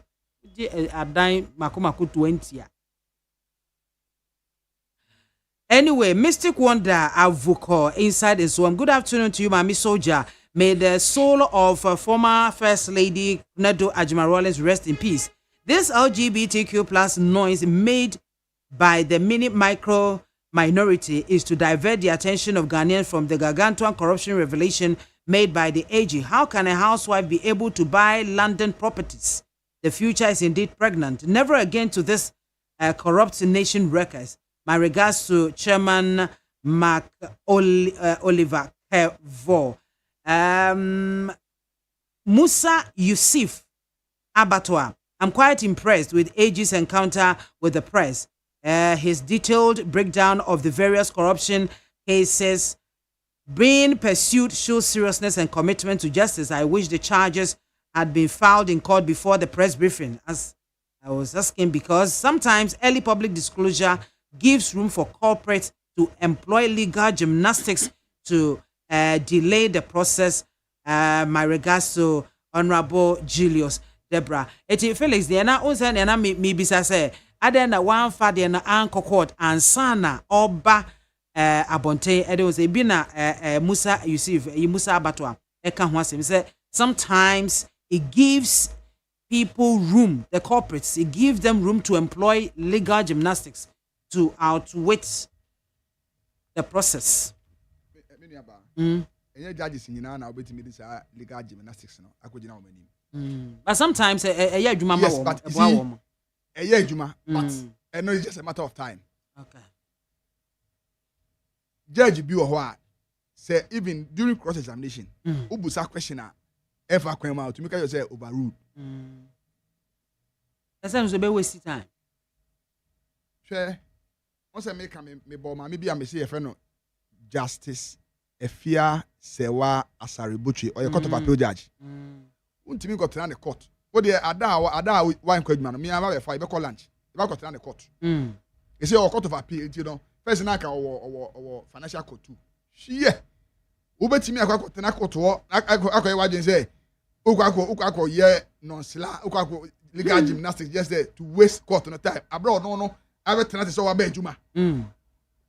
Otimi ka say cross examination a we ebi how the 2 days na ye enti say o client obi amoska na ye de sabi ye de asema to ne so anase bia ye say wakọ occupy public office na we anyway na koso ho na bra na be defend no na wo mba mebusa questions a ebetimi ameki prosecutor no ne case of the buy no ebe ma na eluku bada. Now, Baba engaging in legal gymnastics. You need to ask questions, sir. Response, you know, a bit deflate prosecutors, you know, one more asem of the other court, you know. Now, say, what can I say? And no, and one here when they say, legal gymnastics. Then you've even accepted, say, Unipano, he's even guilty of the offense. Because I want him to say, Unipano, who is one, you will not even engage in legal gymnastics, you know. You go straight to the point. And prove the innocence of your client. Because maybe for them to your car. Lawyers no money man for pro bono. Say asem ya be. Wo dey afre so ni mo bi afre but sika o mo charge wo mo. Kumi your car baby na say yi. Kumi. NST Kumi. Yes, no imagine our man crest. Okay. Minimum pa madam for pa ni Kumi. Ono kura na wa win election. Ehun aba asem no. Na lawyers are no mudi ani mu ko ba nyina na efi say you free. Wow. Until so who ye no na e ba out. Jerry ni ebusa no. Say hey. They charged him. Or say or the sika nyina ay legal fees. Eti NNM bi no ko pray no opere say onyaye no. Say am one go be. Am because na du nyina say obesevo the constituents. The constituents. And na obedu ye no so no. Ye say ekonya na ba betena so no nya okonya. Eti na hu se bebre e wo court e wo kofodia. Hello, yes, no, omudi asema no. Enye free o. So no mu boa dem boa. But ado wu ye no, ensema epiepie ye no. Ebi no say, was in sika nyina no credit say, even at his age no, after the first term onye MPB. No ma see no. There be onye see. Eti lawyer for there wo musu ni omudidi hu no e dey say ade no. Okokota no didie, o ti fie onidi. Eti say maybe the sika for say be charge me na so ba be yes ade no okota. And then obese ye dim because the judge ni hu say wo lawyer na wo hodo kwa no. Asem atoni je na de aba no untimi mba embe tutu asem no se ne basa bato ba be ye agoragora uti ho abe nwa se na onipa na okọ 25 years. Enti eye ade amenu aba se wo ba be yes legal gymnastics ne de eno de wanje kra ankeye. Grantim J. Moses now say, oh, my mother, may God keep your soul. I Major Grant say, dear, no. Mame for SK from Poa Brockwadi and to us say, good afternoon, madam. My condolences to the Rollins family. Also, the country is on course and surely we shall get there. But please tell the NDC leadership that we, the citizens, are waiting for for them to jail those who have looted the country. Maxwell Kofi Azuma and or say another lost Ghanaians. Oh, First Lady join her husband in peace. Okay, I'll say you are live here at Besekura Esilkura in the Savannah region. Yeah, that's it. I was for Nita for me 19 was so egua otieno. We are still on course. Yeah, Memra Felix. Yan Ray, NPP. Sure. Any one more flag bearer. Ye ko you one more enra. Kanema Penyin and Ekufuado invited one. And one more. And was it okay? Enra na 3 days ago. Or during the weekend. 3 days ago, Ampa. 3 days ago. And invited one more and one more kasa. Dear Mampenyin Dada Ekufuado unity across board. Into your take on that. Many about me that say. Or maybe say Ubetimi enya the best from the ruling government. I was say opposition here very solid. Maybe Obe say Uko America. Say Democrats for no Republicans for no chance. A basana de bia keep them on their toes.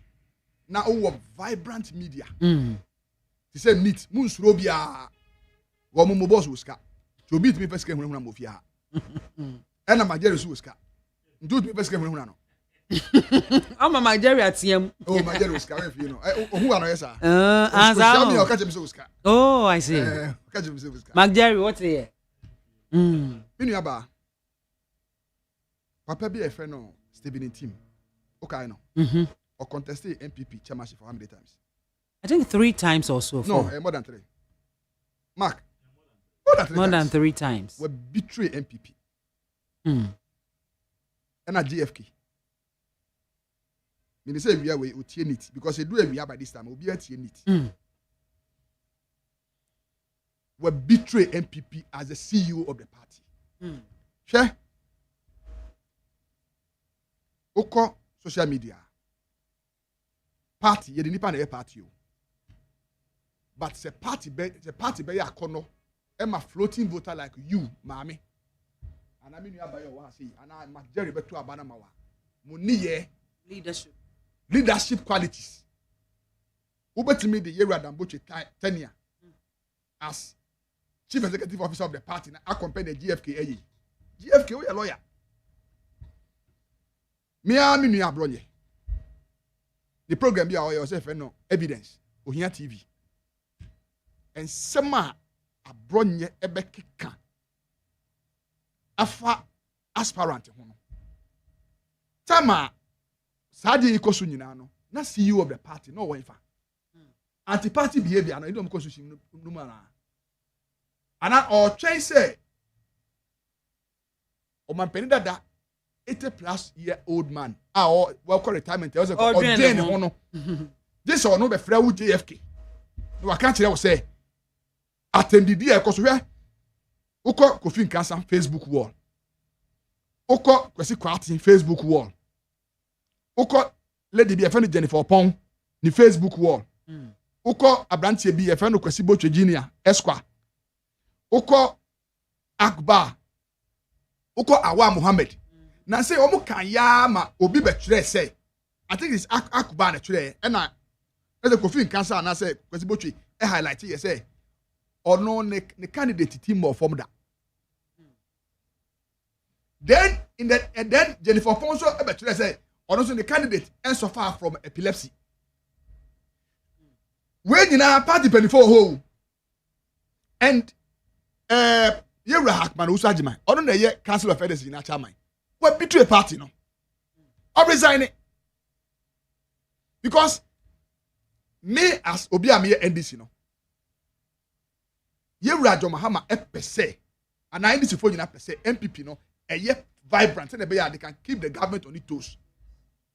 Now no ma ekoko kosu say see and you no and I mean for videos and farm branch ba ko bi na ba so ye fe no somewhere bribe abin so okay say branch no awushi also no internal contest on ka sent ye obi ada party ni wi ya na party be ka say we ni ye no but na ho ode nyina beta ni ba ko nachi somewhere bribe abin madam no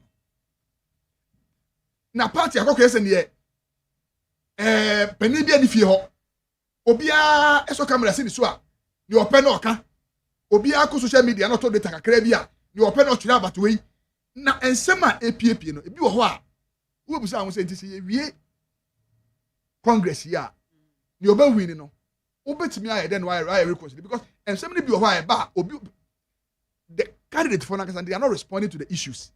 But what would the politics e can semwa ya e chire obi a. Hey, facha de wo ho. Na yifri utirimu de. Ene enya de a eye better sa. Enti said JFK at his age at ho young man ya CEO of the party. Now untimi I apply sanctions. Emma, who say you can't use your social media to write things about others without any proof. Na ye Janice no na wake we na wake we champagne fua omo why na sabi Dr. Mahmoud Bawumia e ne wo fan kompe. Sa dipa mranti wa mabọ mu din omodoso babusa wo say Dr. Mahmoud Bawumia so ye kwasi kwati ne wo fa a onu ni nyina fi agogo ankompe. Say ye wura Kenya Japan so oye akba ne wo fa a onu ni fi tamale ankompe. I don't only if you want to compare. Ufa obi to say Dr. Brian Champon say ubra penino say awa Muhammad ubra penino na kaumpe. Ufa obi say Dr. Yawo say dutum. Oyo papa na kaumpe. Ana say former general secretary of the party. Ye wura Korea Japan. Now because of contest kakre ya bentino obi a talk a year no dim penny fatem. So far nipa me say the followers ended the attempt. Dr. Yawo said dutum ena ye wura Korea Japan. Woman and me who say almost supporters ended the attempt. But woman o maji hini pa was ade no no. Supporters a mudi ye wura Dr. Mahmoud Bawumia chi ena ye wura Ken Japan. Na mo ye sa na say mo the ammunitions no emma ye wi a. Ye wi na say say throw ammunitions back to mo a. If you don't say, and I this for mobile propaganda. Yeah, you take that because of BT for more. When I back say, and this for you take that say, aspirant independent way, OBT for me, I the surgery. I will yeah, take that. Obia to me, I acquire Sabia. And the antis will be in epilepsy, and trash of last house because honor a security zone. You can't go there.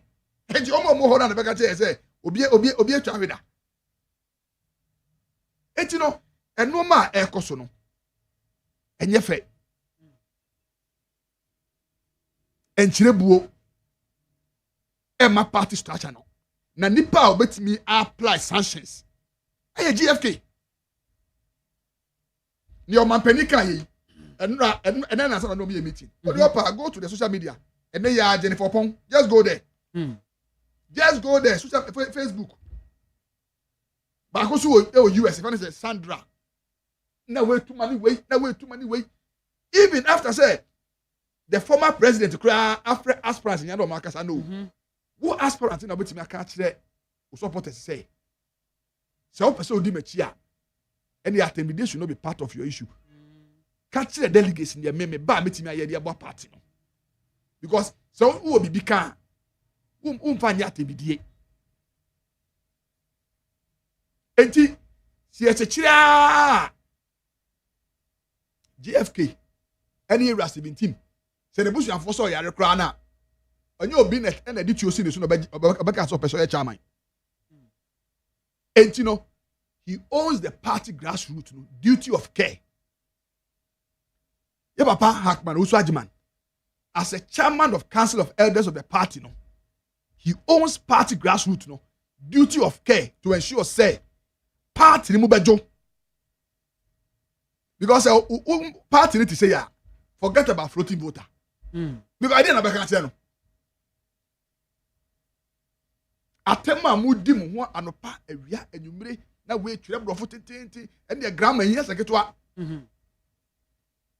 Eti no. Yes sir.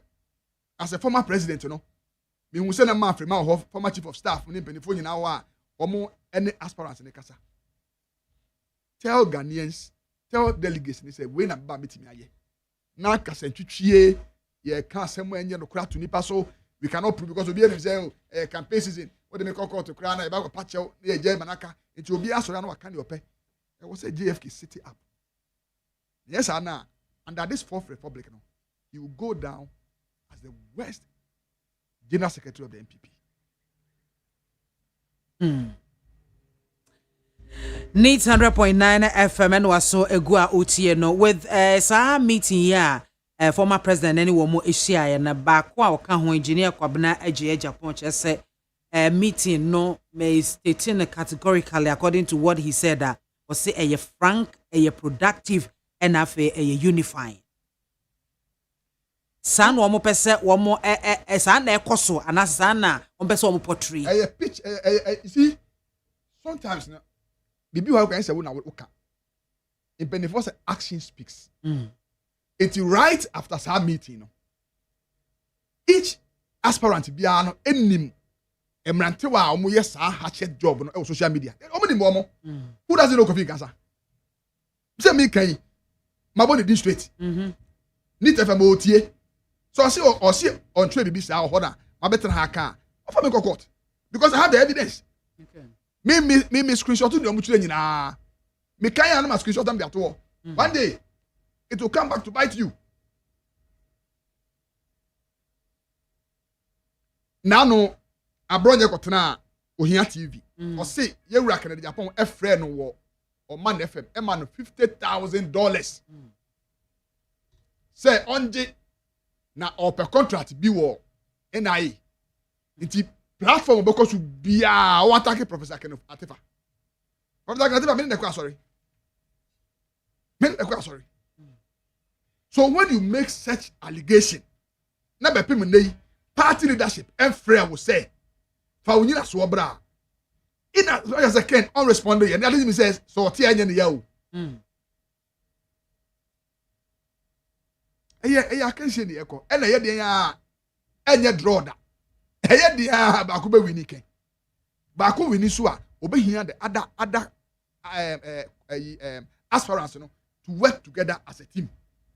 But we can say as a party no as a currently no ye ni general secretary be our party no ye ni chairman of party no and a free for all. It can never be true. And me na media me say me chichi blame na me mfa ma mbebunu no obi a person pleasing the preferred candidate who say oye adwuma odo no. But me who say Dr. Mahmoud Bawumia ne baby akọ social media akọ di obi atem ho. Me hu say Yewura Canada Japan ne ba bi akọ social media akọ di obi atem ho. Adenti na wo de person wo sa edi no de ma ho. Enti no say omo person Ghana for take you omo serious. Na omo ngu omampani dada ni mu ase say wa frɛ omo de omo akasa no. Still ano mabru ni omo ye no. Wo omo a omo so omo contest no. Wo omo de betimi akọ omo supporters no to order. If you are moving, you Rafael Dixon, and the betting me call every presenter in this house to order. And to say, because we fear, na say or no or yet CEO on Kanwasem, general manager, Yera Kennedy or say, or also Kanwasema. Say, BBC will fear, see ya. Yes, the Baba CEO, no, because the bus stops with him. And to media, me say, a mebunu, obi a say, oh, yes, oh, Dr. Bawumia, can say now, when and now, to be a 10 pound, you will be vanished. Into obi a person, please, and I'm gonna say, who out to be the attend be no. When I told the Bia, a yana, I'm at your phone, or more consider say, oh, where do I edge my power, where do I edge my power? But I believe, say, Mred to say, it was said party leadership, no, a call some of these young guys, you know, to order. Na party ne mujo.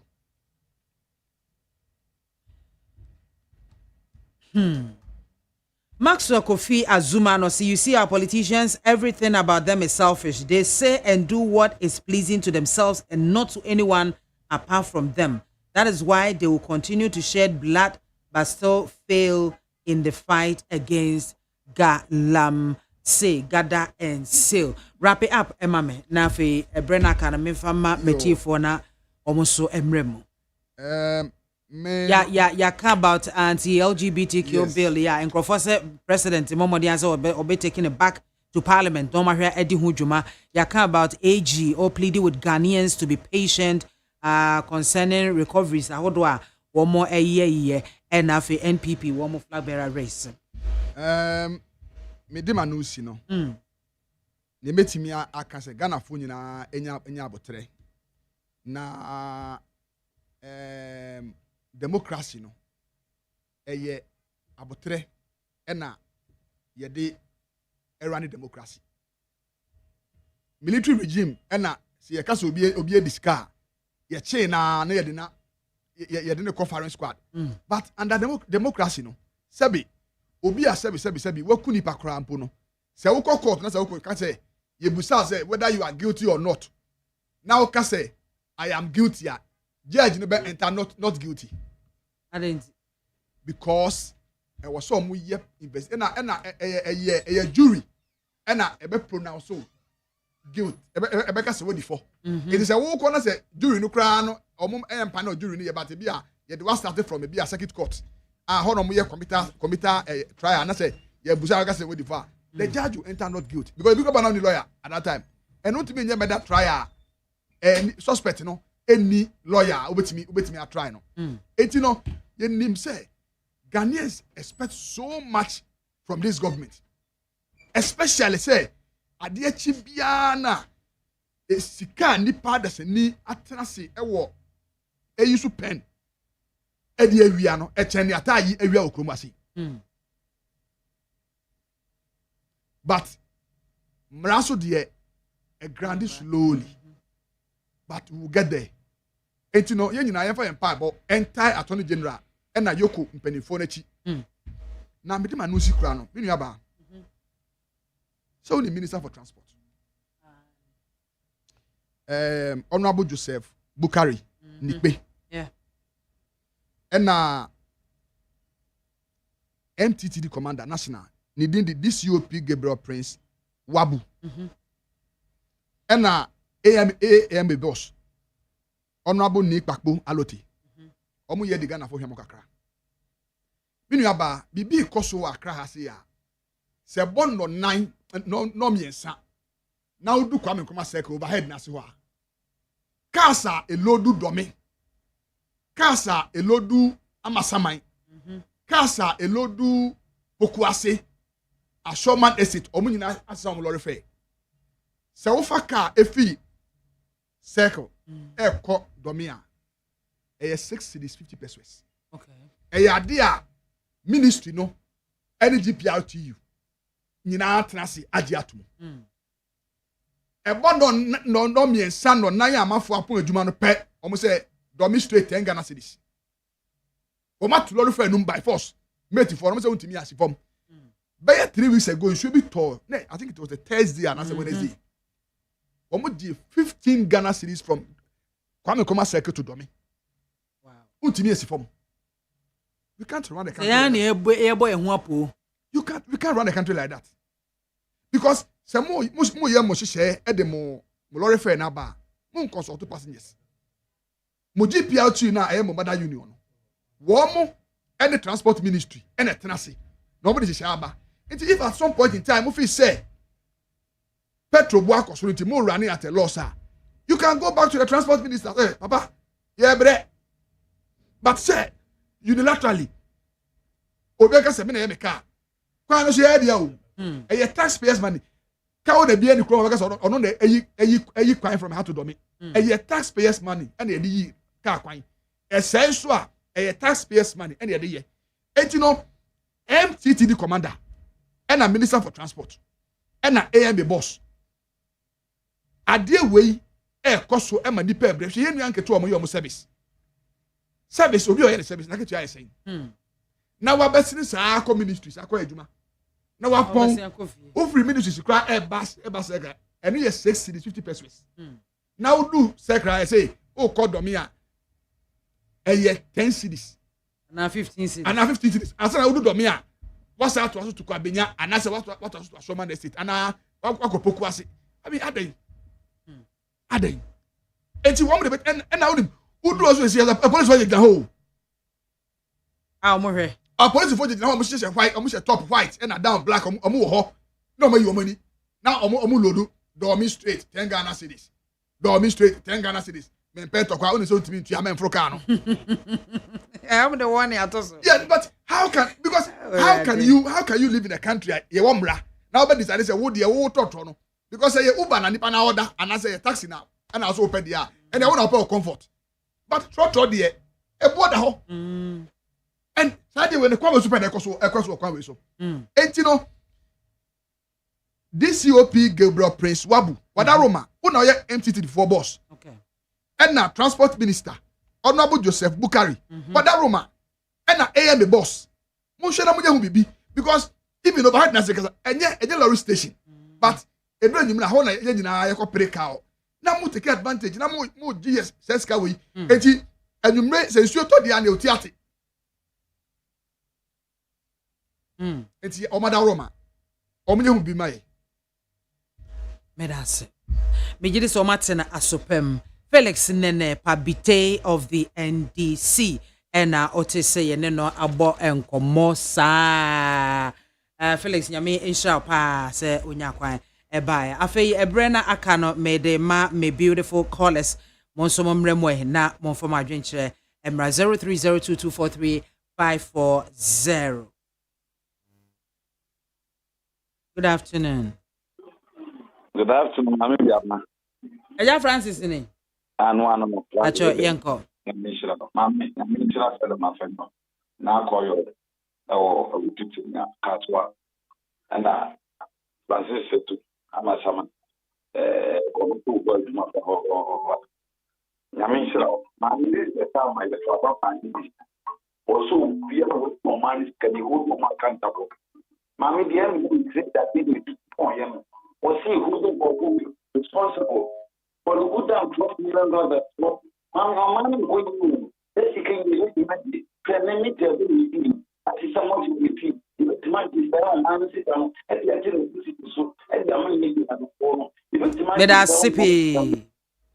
Good afternoon. Good afternoon, Madam Baton. Nyame adom boko ene eyi abanti me mpese meye ibia se bibia boko de me ma sheden wate yenko na mefa wa kunya sisha anabwa shama tu chama tu no so bono weekend ye ko yini abako chama jo afeka jama ya de kwa afeka le bona but wo eye sa what they say attorney general last time we media no class am kata Africa so no attorney general the case na asama work no me ne ya tini e wo baby because Ghana you law no and tisa brochure dio it is a one year we should now wear concrete evidence you bet throw what some to actually young Ghana for man you better actually abo so aka say when you super incompetent eti wato yesu kamu ye na ni bibiaro etimi ko nkan no ko gina wa watimi agi yesika ni kata se proya o ma bolo watimi agi edia moman no ama yetimi o moman no wo japade no wo bai because bonia say ni pa we ni mo di no en so so am so ne ye so am so tina di Ghana fo na ye befre mo ye toi attorney general na bibia wo ye no Meda Sipi. Good afternoon. Yo, BMs, good afternoon. Eba chodi ni be bia frefi. No kanda mandele 17 bokodi. Nyame adom yenko. BMs, ye na mi bisa me hono say. Obi okowia bode, obi okowia mobile phone yam phone no. Judges ne lawyers phone aya no mudi o masem no mo nkuna politician. Ana obi ayama na ba adwuma okobokro no no. Omo lawyers no judges nko ana. Senya sadia na enye sa so ni kupon sa o mai bi etisa nyankopon hiram obi ko ria body a yetimi obi okoria body a yetimi find out who so okoria body a wo di keke no ne na kotum 10 years but obi ko ria mai sika ene ye fa anye fa sa amai be kene sa na me de o mampani ye pawacha obi di sika jeli no obi ko ria body a na muba fo ye jeli no gana ni obi a chen obi ni nyankopon ye adwuma Raden Council home that say good afternoon. Biama, good afternoon, I say. Nyame adom, wo di ni be bia frefi. Collins ni me do PM wo amamole. Yo, Collins yetio. Yakopon shira wo papa. Share President Mahama, send you obu amamon we ya estatrefo professors and before one memo hanyina man 100% up to now 10 months in government no. They born a basso. Nemum Oma ensanye bibibia ebeye forever and ever say ora no enye dwuma na enye surade hu ema politician bia ekudi carrot way kopim se yakopon be free soro aba say say e maw edwuma se koya ma woni ko salary ho wo de beto asase efo obi ho wo de betwe mprefo obi ho na mum biama me ni wusika a nipa bako betam because yen ka so no yo defo ni de bebi amunada no yen fanto ho ni yen twina so o tia sika ni wi a yen seman kodem obi timi kotwa bode emo no kodem emo bi ko fa pen ko wi sika. Madam say good afternoon. Good afternoon, MAAME BIAMAH AKWAFO. Me pacho Dr. Newman ni. So abo between Yanko.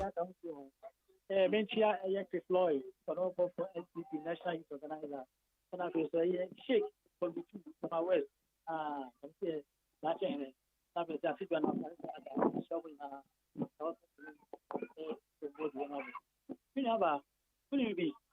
yes, oh, and yeah, I didn't see a bunch of and I said, wow. Then we were moved there. What's our man in Shembano? And Bana we shall be enough if I'm going to be a good ambassador. You get book your power only again for years. 4 years now, buy from a man of pardon, presidential partner or fan. So be a good trouble, dear back, a grow. No, a bet 10 years, 8 years. Oh, I don't know, man, also must system amendments or so more yet. Because maybe one of my a football canal with it is a bad man and now by no count. They were go for government wise and come to jail. As one that's about more. Medasipi. Good afternoon. Hello. Hello. Me pacho dini baby afrefim. Sorry, my phone. Yo, efo. Yankwa, wezo. I will hold you. When then? MAAME BIAMAH, they can say, I'm afraid, and I think it's in the best Ghana, efo jina ye na wahoma ne mu na ho. Oh, Kafra. Okay. When so good afternoon. Hello, MAAME BIAMAH. Me pacho dini baby afrefim. Yo, nepo ku yanko. Masem tiawa. The edikan de rehosam ama ifo yako. Kwa rajama na uya bossa samano. Safa, and then this boy na go biom. Na de e kan say, ye say ye de we mu kokotwa. Ola na adani okan. Da be ye de we mu besa ba kotopu ni kofo abompne.